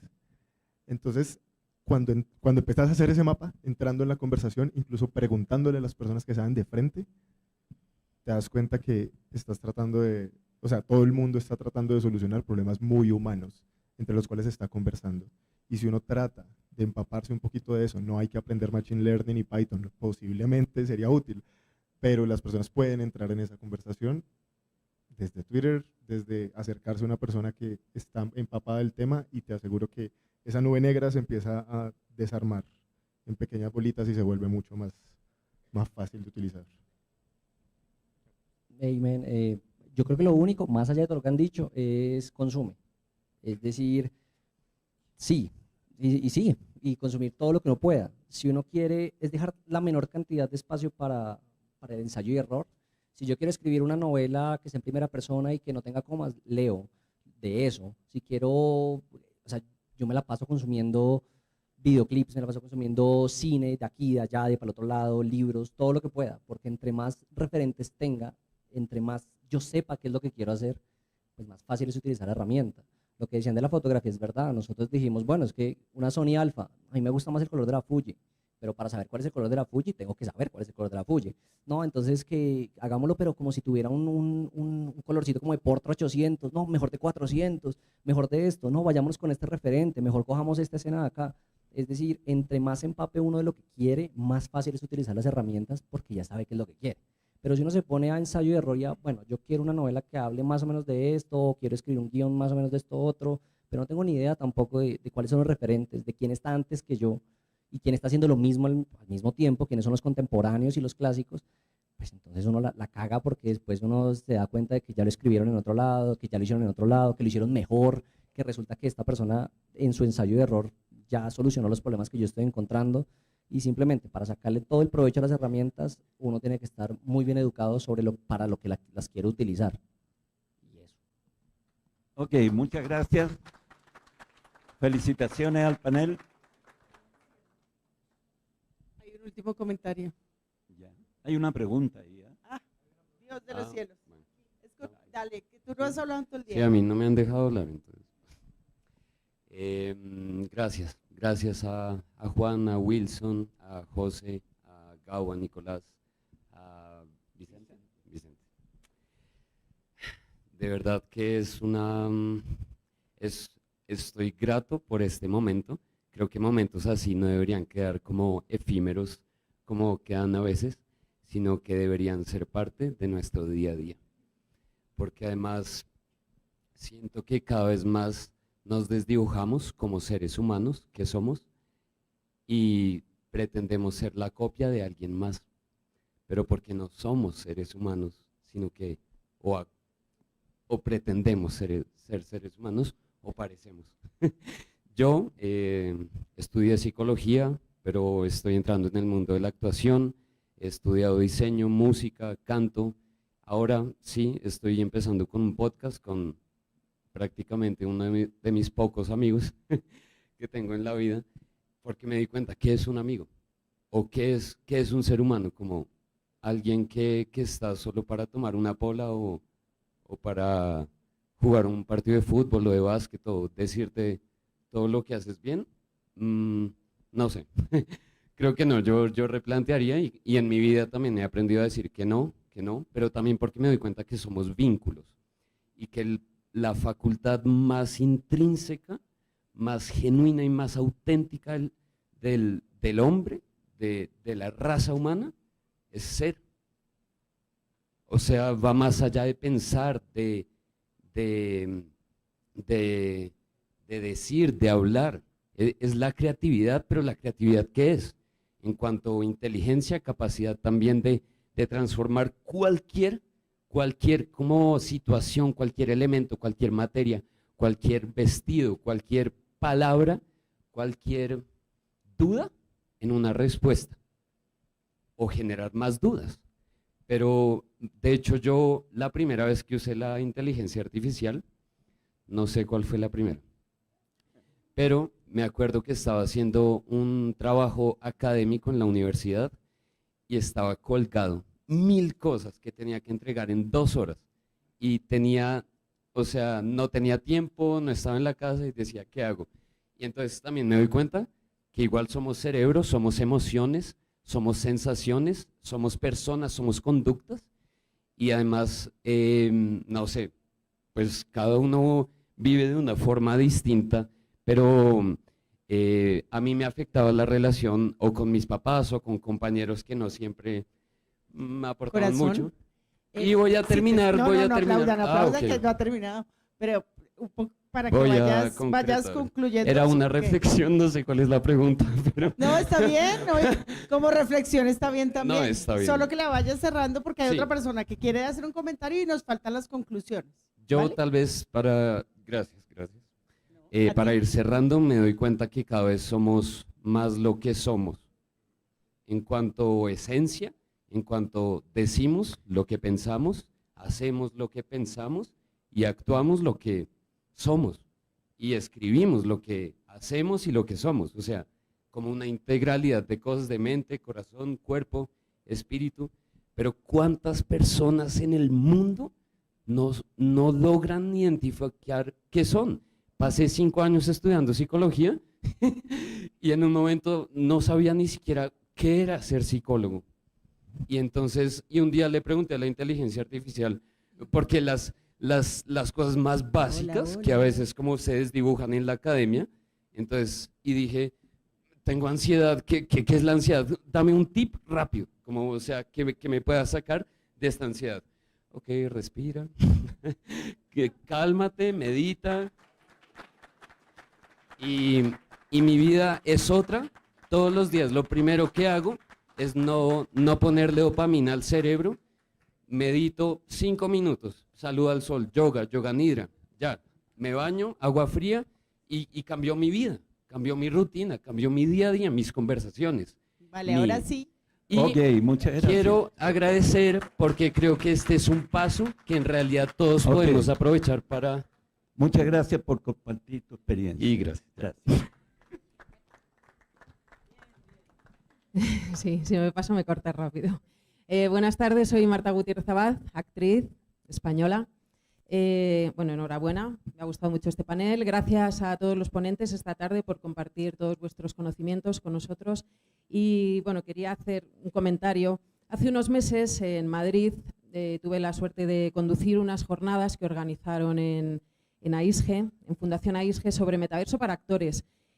Antes de arrancar la primera jornada, me dediqué a hacer una encuesta entre compañeros actores y actrices y les pregunté, ¿qué es lo que quieres saber sobre el metaverso? Y su respuesta en muchas ocasiones fue, ¿qué es el metaverso? Esto me dio mucha pena porque me di cuenta de que realmente, en nuestro caso los actores, pero supongo que también pasa con autores, con escritores, con directores, hay muchísima desinformación, muchísima.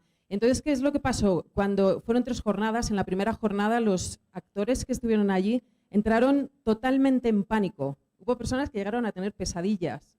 Después, todo fue evolucionando y pasó un poco como aquí, gracias, porque de repente es como que nos dejáis ver la luz al final del túnel.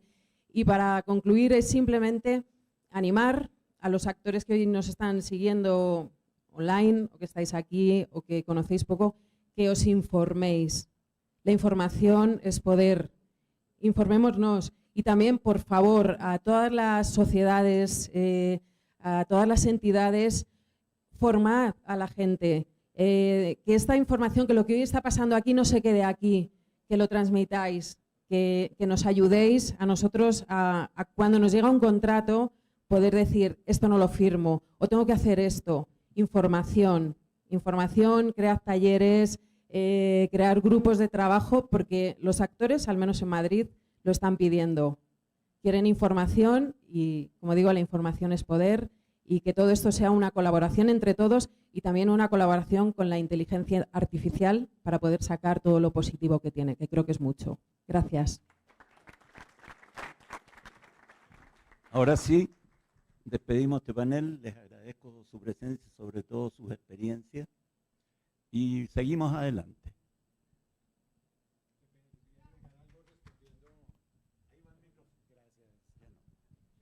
Excusas pero tu pregunta me lleva, es decir, hablé del tema del metaverso.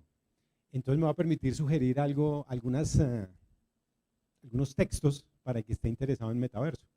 ¿Ustedes saben quién fue la primera persona que habló de metaverso? Y no es nuevo, ¿no? No es Mark Zuckerberg hace un año atrás, ¿no? Fue William Gibson en 1984. Entonces, léanse este libro que se llama Neuromante. Lo consiguen en cualquier librería, lo consiguen online. William Gibson, Neuromante. Él habló del meta-universo. Luego en 1993 aparece Neal Stephenson y escribe un libro que se llama Snow Crash y él ya habla del metaverso, ¿verdad? Entonces, y si quieren verlo en película, véanse Ready Player One, 2018, Steven Spielberg, y entenderemos qué es el metaverso. Hace un par de meses estuvimos en Madrid en Iberseries Platino Industria y hablamos de este tema del metaverso. Entonces, es bien interesante y sobre todo para ustedes que son actores, los avatars y todo este tema es bien importante. Muchas gracias y excusas. Ahora sí, buenas tardes y muchas gracias a todos. Bueno, vamos a hacer las conclusiones del foro porque creo que a todos nos explotó la cabeza, pero es importante hacer como un cierre, ¿no? Como con los puntos más importantes después de esta foto, por supuesto. Para esta primera parte, yo adelantando, mientras la foto, para esta primera parte nos va a acompañar el presidente de Interartis Brasil, Víctor Drummond, para hacer una primera parte de conclusiones y luego va a estar Abel Martín, nuestro secretario general de Latinartis. Sí, de una. Vamos a hacer las conclusiones. Creo que ha sido un día de verdad muy, muy interesante. Agradecemos a todos el haber asistido, a los participantes por todas las ideas y la información que nos dieron y a todos ustedes por estar tan atentos. De verdad, muchas gracias. Después de las conclusiones, vamos a tener un cóctel aquí abajo en el salón, ¿cómo se llama? ¿Sigma? Bueno, en el salón bajando las escaleras a la izquierda, ahí vamos a tener un pequeño brindis, una copa de vino, porque no lo voy a anunciar después de las conclusiones porque ya estuvo buena la charladera. Gracias a todos. Bueno, hemos decidido hacer las conclusiones, él las va a hacer brevemente en portugués porque tenemos seguimiento en lengua portuguesa, tanto en Portugal como en Brasil, lo están siguiendo en streaming este foro. Entonces, es también por deferencia a todos estos seguidores en portugués. Bueno, agradezco en español, por lo menos, ¿no? Porque por hablar 45 minutos a partir de ahora en portugués puede ser malo y la gente puede estar cabreada con eso, ¿no? Yo apunté 45 puntos, pero van 5 o 6. Y ahora voy a hablar en portugués, pero despacito para que todos también puedan comprender. Vamos lá. Primeiro ponto, só pontos para reflexão. Primeira questão que me parece evidente é que até muito pouco tempo atrás, a inteligência artificial não trazia para nós medos, temores, porque ela nos servia, nos permitia não enfrentar uma fila no banco, nos permitia chamar um transporte. E quando ela começa a nos incomodar, quando ela entra num terreno que não é somente da tecnologia, mas o aspecto humano, exclusivamente humano, que é a criação. Então, esse é o primeiro ponto de reflexão. Até então, não nos incomodava. Só que discute-se inteligência artificial desde 1956. Segundo ponto. Está claro? Para quem está aqui em português? Que bom. Na minha opinião, a primeira questão que nós temos que levar em conta, desculpe o tom professoral e lento, mas é para que todos possam entender português aqui também. O aspecto mais relevante no entender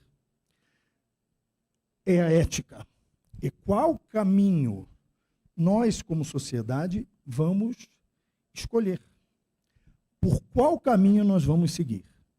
Essa é a nossa reflexão, porque a partir dessa reflexão, nós teremos a possibilidade das discussões jurídicas. A ética nos dá a possibilidade de escolher qual caminho e por que escolhemos algo e não escolhemos outra coisa. Então, podemos escolher que somente vamos escutar música feita com ferramentas de inteligência artificial ou assistir audiovisual somente com interpretações de audiovisual. Não me parece que é a melhor escolha, não me parece que é o mais inteligente, não me parece que é o mais adequado. Portanto, é uma discussão ética no meio do caminho.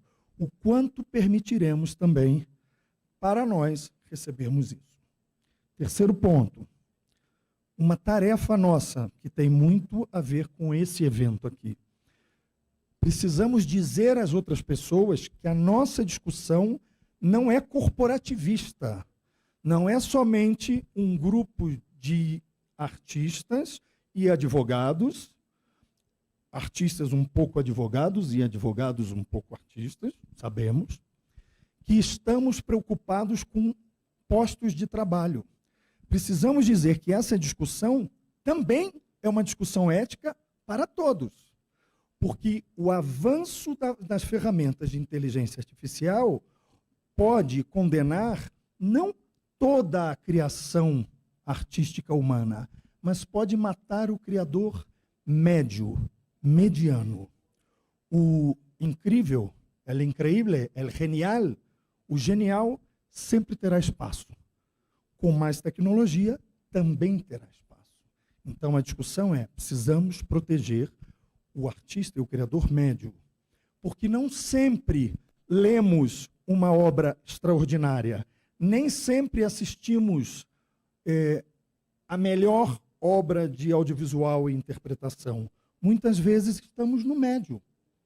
E é importante proteger essas pessoas. Está claro isso? Muito bem.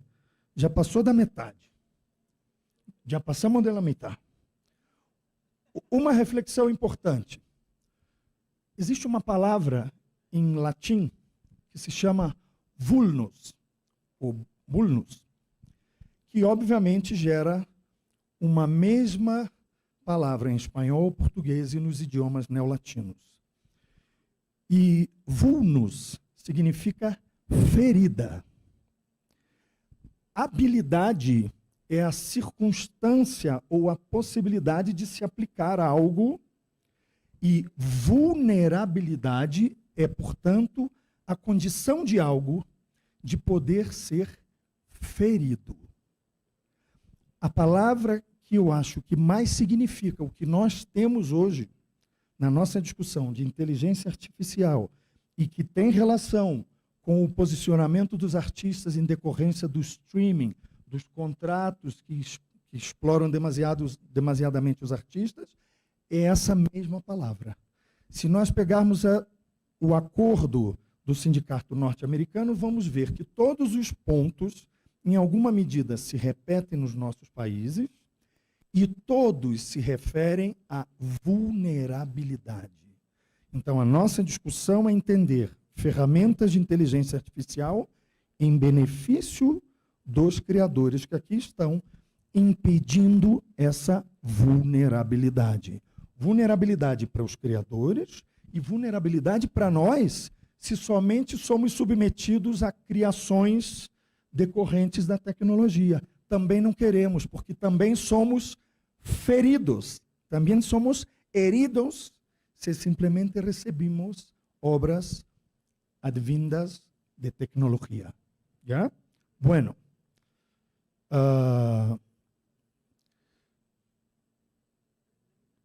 Há um ponto que, já termino, são 2 pontinhos mais.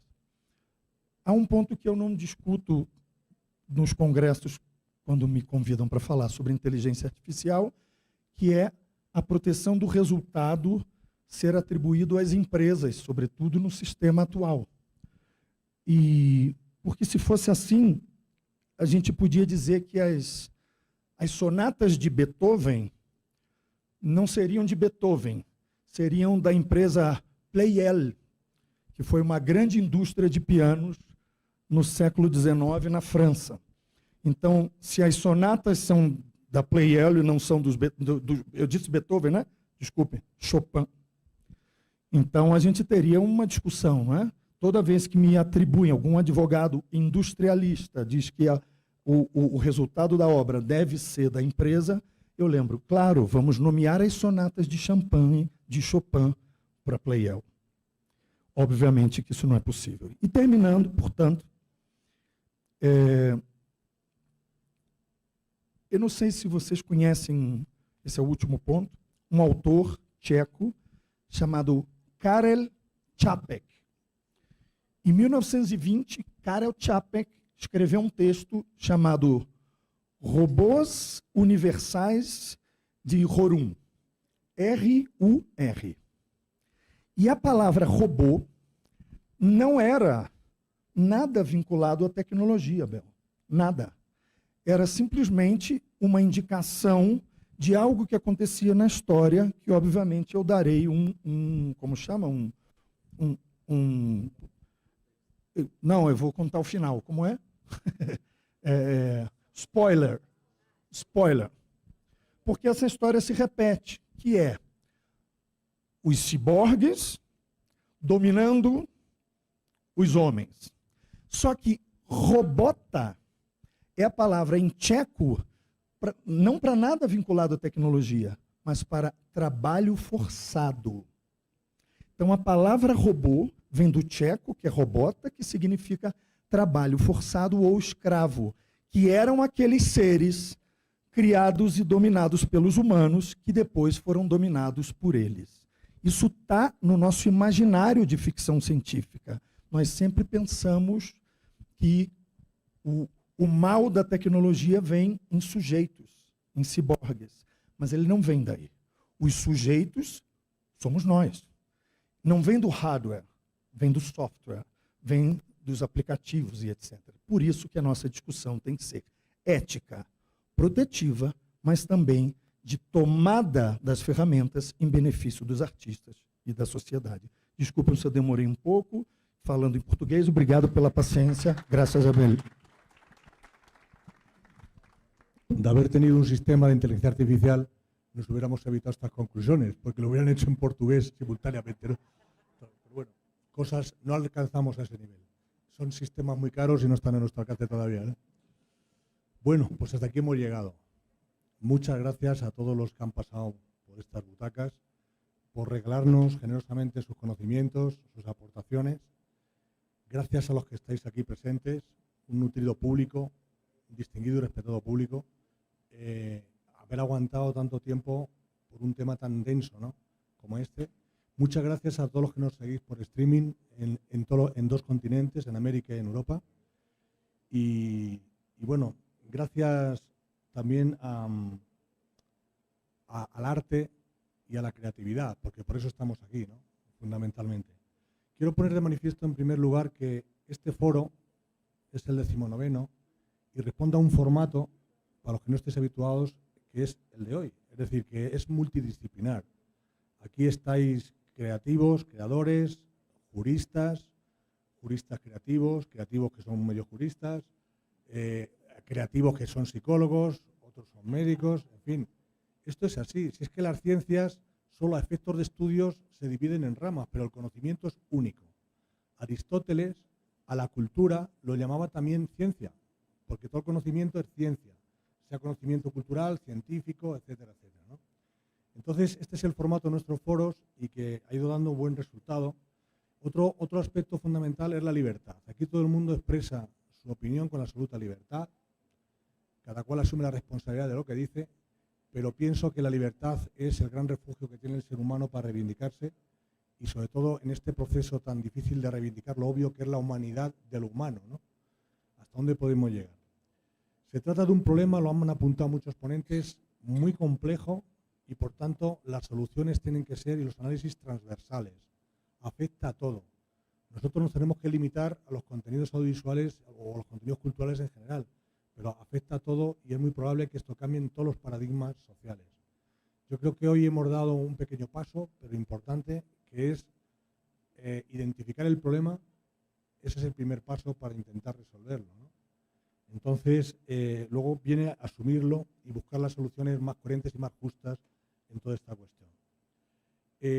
Hemos enfrentado lo que supone la creatividad humana como lo hemos conocido hasta ahora, a la tecnología usada como herramienta para ir perfeccionando la creatividad y expresar la creatividad, a lo que es la creatividad artificial. Una creatividad humana que tiene sus límites, como humanos que somos. Nosotros tenemos fatiga, tenemos una serie de inconvenientes. Frente a una creatividad artificial basada en el Big Data, fundamentalmente, y ese puede que sea su fuente y puede que sea su propio talón de Aquiles. el que se base solo en el Big Data, porque los datos también son como infinitos, pero se pueden agotar y nos pueden aburrir, ¿no? En cierto modo. Planteaba un humorista, actor y periodista español en una gala que a lo mejor la solución está en hacerlo todo mal a partir de ahora. Es decir, la inteligencia artificial, las creaciones, las que hemos conocido son muy lineales, de momento. Van a llegar a sofisticarse, aprende, etcétera. Pero ¿y si nos planteamos desde el punto de vista de la creatividad cultural buscar más la singularidad todavía de cada cual, buscar la imperfección, buscar incluso el error? Eso es más difícil de imitar que lo estándarmente conocido como más perfecto o los cánones de perfección o de excelencia en el arte. Veamos que podemos explorar ese camino también, ¿no? Tengan en cuenta una cuestión, que el título del foro es Inteligencia Artificial y Derecho de Autor. El derecho de autor tiene sus limitaciones, ya las hemos dicho. Necesita también ser actualizado para dar respuesta a la parte que va a ser protegida por el derecho de autor, que es una parte. Hay otra parte que se le escapa al derecho de autor. Lo han dicho varios ponentes también. Pero tengan en cuenta una cosa, el derecho de autor no protege lo bueno por ser bueno. Protege lo propio y subjetivo, porque ahí va tu impronta personal. Y eso en la inteligencia, las creaciones artificiales no se va a identificar. No hay impronta personal. Por eso es un derecho subjetivo, es un derecho que tiene un sujeto que se llama hombre, persona humana, y por tanto protege lo subjetivo. A su vez, el derecho de autor lo que protege es la explotación de lo creado, no el proceso creativo. Esa es otra cuestión que hay que aclarar. El proceso creativo es algo subjetivo y ahí pertenece la psicología, la neurociencia, etcétera, etcétera. Una vez que expresamos la creatividad y se plasma en un soporte susceptible de ser explotado de cualquier forma, es ahí cuando entra el derecho de autor. No en la parte, en el proceso interno, solo en la última fase de la creatividad, que es cuando externalizas la idea, la imagen de la solución de un problema, ¿vale? Eso ténganlo en cuenta porque si no, no vamos a entender bien la situación. Ahora bien, aquí el creador de la inteligencia artificial, el señor Leiner, siempre dice que él lo creó porque, entre comillas, se picó. Y de la web 2.0, que es la actual, que está centralizada y basada en el Big Data, todos los datos que nos han extraído, con eso construyen las soluciones de inteligencia artificial, ese no es un modelo que pueda sobrevivir siempre. Otro punto de esperanza, ¿no? Pero aquí hay una cuestión, es que todo lo que es tecnología en este ámbito, en el ámbito cultural creativo, es muy seductor para nosotros y para el público, al menos en la primera fase. Luego ya empezamos a ver los problemas y las dificultades. Y es que el audiovisual se basa en una idea básica filosófica, que es engañar al ojo. O sea, es crear una realidad virtual, una ficción, y es lo que siempre ha hecho el ser humano. La creatividad es una ficción que crea el ser humano, y se va desde la realidad puramente, de manera ficticia. Entonces, estas herramientas potencian el generar ficciones, potencian la capacidad para engañar el ojo. Lo decía Paulo Lanteri esta mañana, estoy muy de acuerdo con eso, esa reunión que tenían en Japón de 7.000 personas.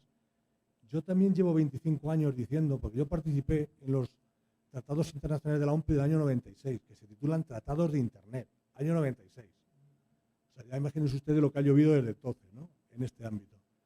Que deberíamos empezar a pensar en un nuevo derecho del ámbito virtual, porque es que todos los juristas nos afanamos en todos los lugares del mundo en buscarle soluciones desde lo que conocemos ya, que es el derecho en el ámbito analógico.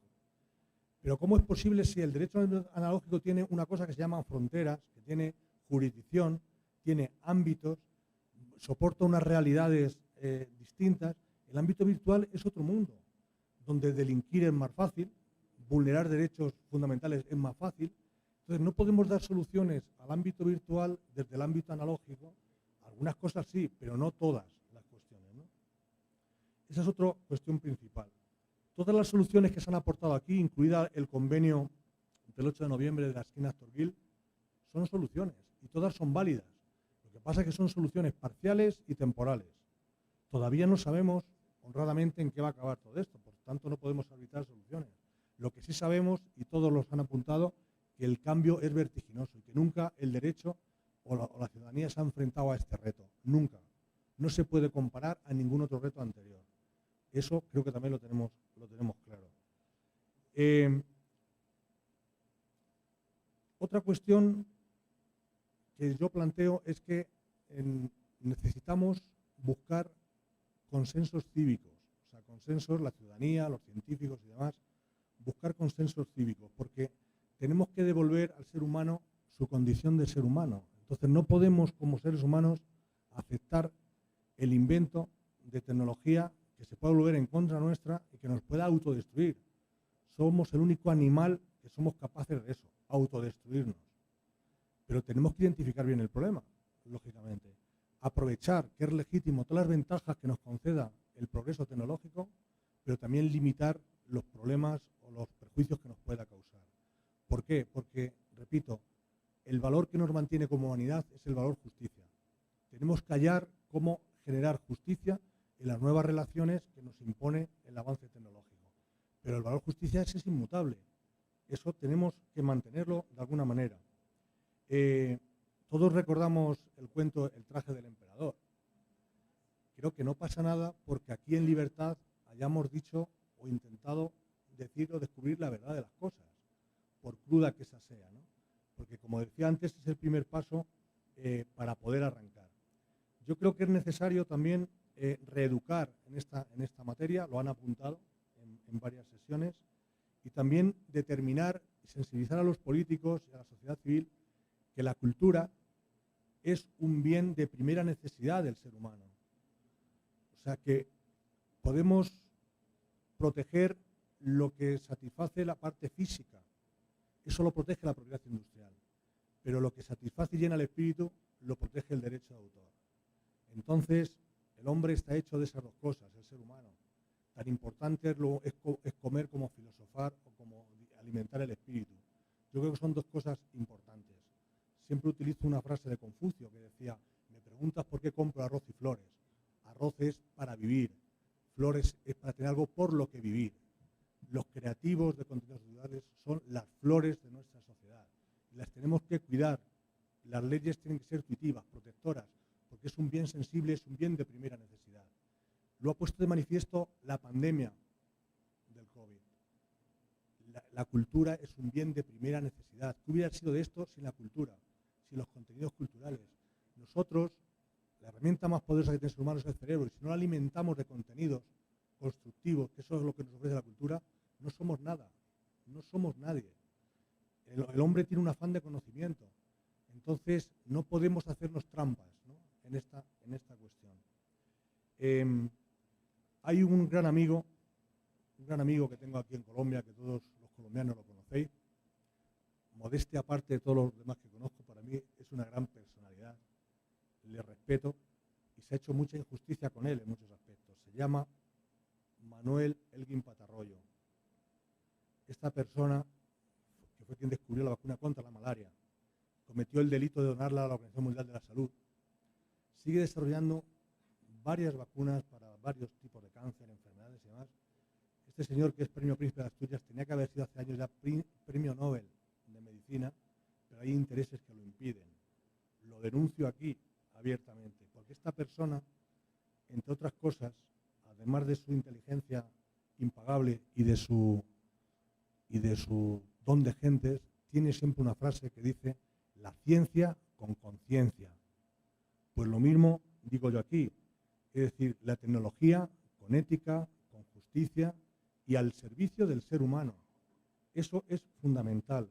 Si no es así, no merece la pena. No merece la pena.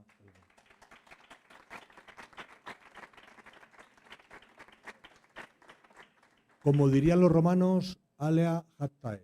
La suerte está echada y seguiremos intentando buscar soluciones. Propongo, por proponer algo constructivo, mañana seguimos con la Asamblea de Latinartis, aquí en Bogotá. Lo que yo propondría es la declaración de Bogotá, para establecer unas conclusiones, por ejemplo 10, un decálogo, y poderlo extender y comunicarlo para empezar a sensibilizar desde aquí a todas las partes, que somos toda la sociedad involucrada. Así que nada, muchas gracias por mi parte y por parte de todos los miembros de Latinartis. Bueno, perdón. Como dije que la batalla está en los conceptos, yo me había hecho esta cosa en honor a los actores. Soy actor, no interpreto. O sea, y soy actor, actúo. Empecemos por ahí. Empecemos por analizar los conceptos, que es donde está la trampa. La trampa del lenguaje es la más peligrosa que tenemos.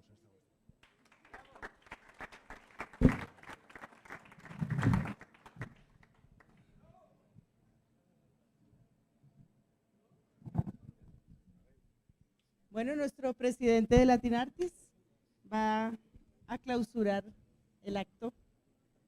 Bueno. Ay, Serión, la de cosas que hemos visto, decía un personaje de Shakespeare. Y yo creo que el replicante de Blade Runner debía haber leído a Shakespeare, porque dijo también algo parecido. Yo no tengo nada que decir. Se han dicho tantas cosas que estoy abrumado por las palabras. Palabras, que también es otra frase de Shakespeare. Yo creo en el cómico y en la cómica. Creo en el intérprete y en el creador. Así que, con estas palabras, despido el 19º Foro Iberoamericano de Propiedad Intelectual y de Inteligencia Artificial. Gracias a todas y a todos y ¡viva Colombia!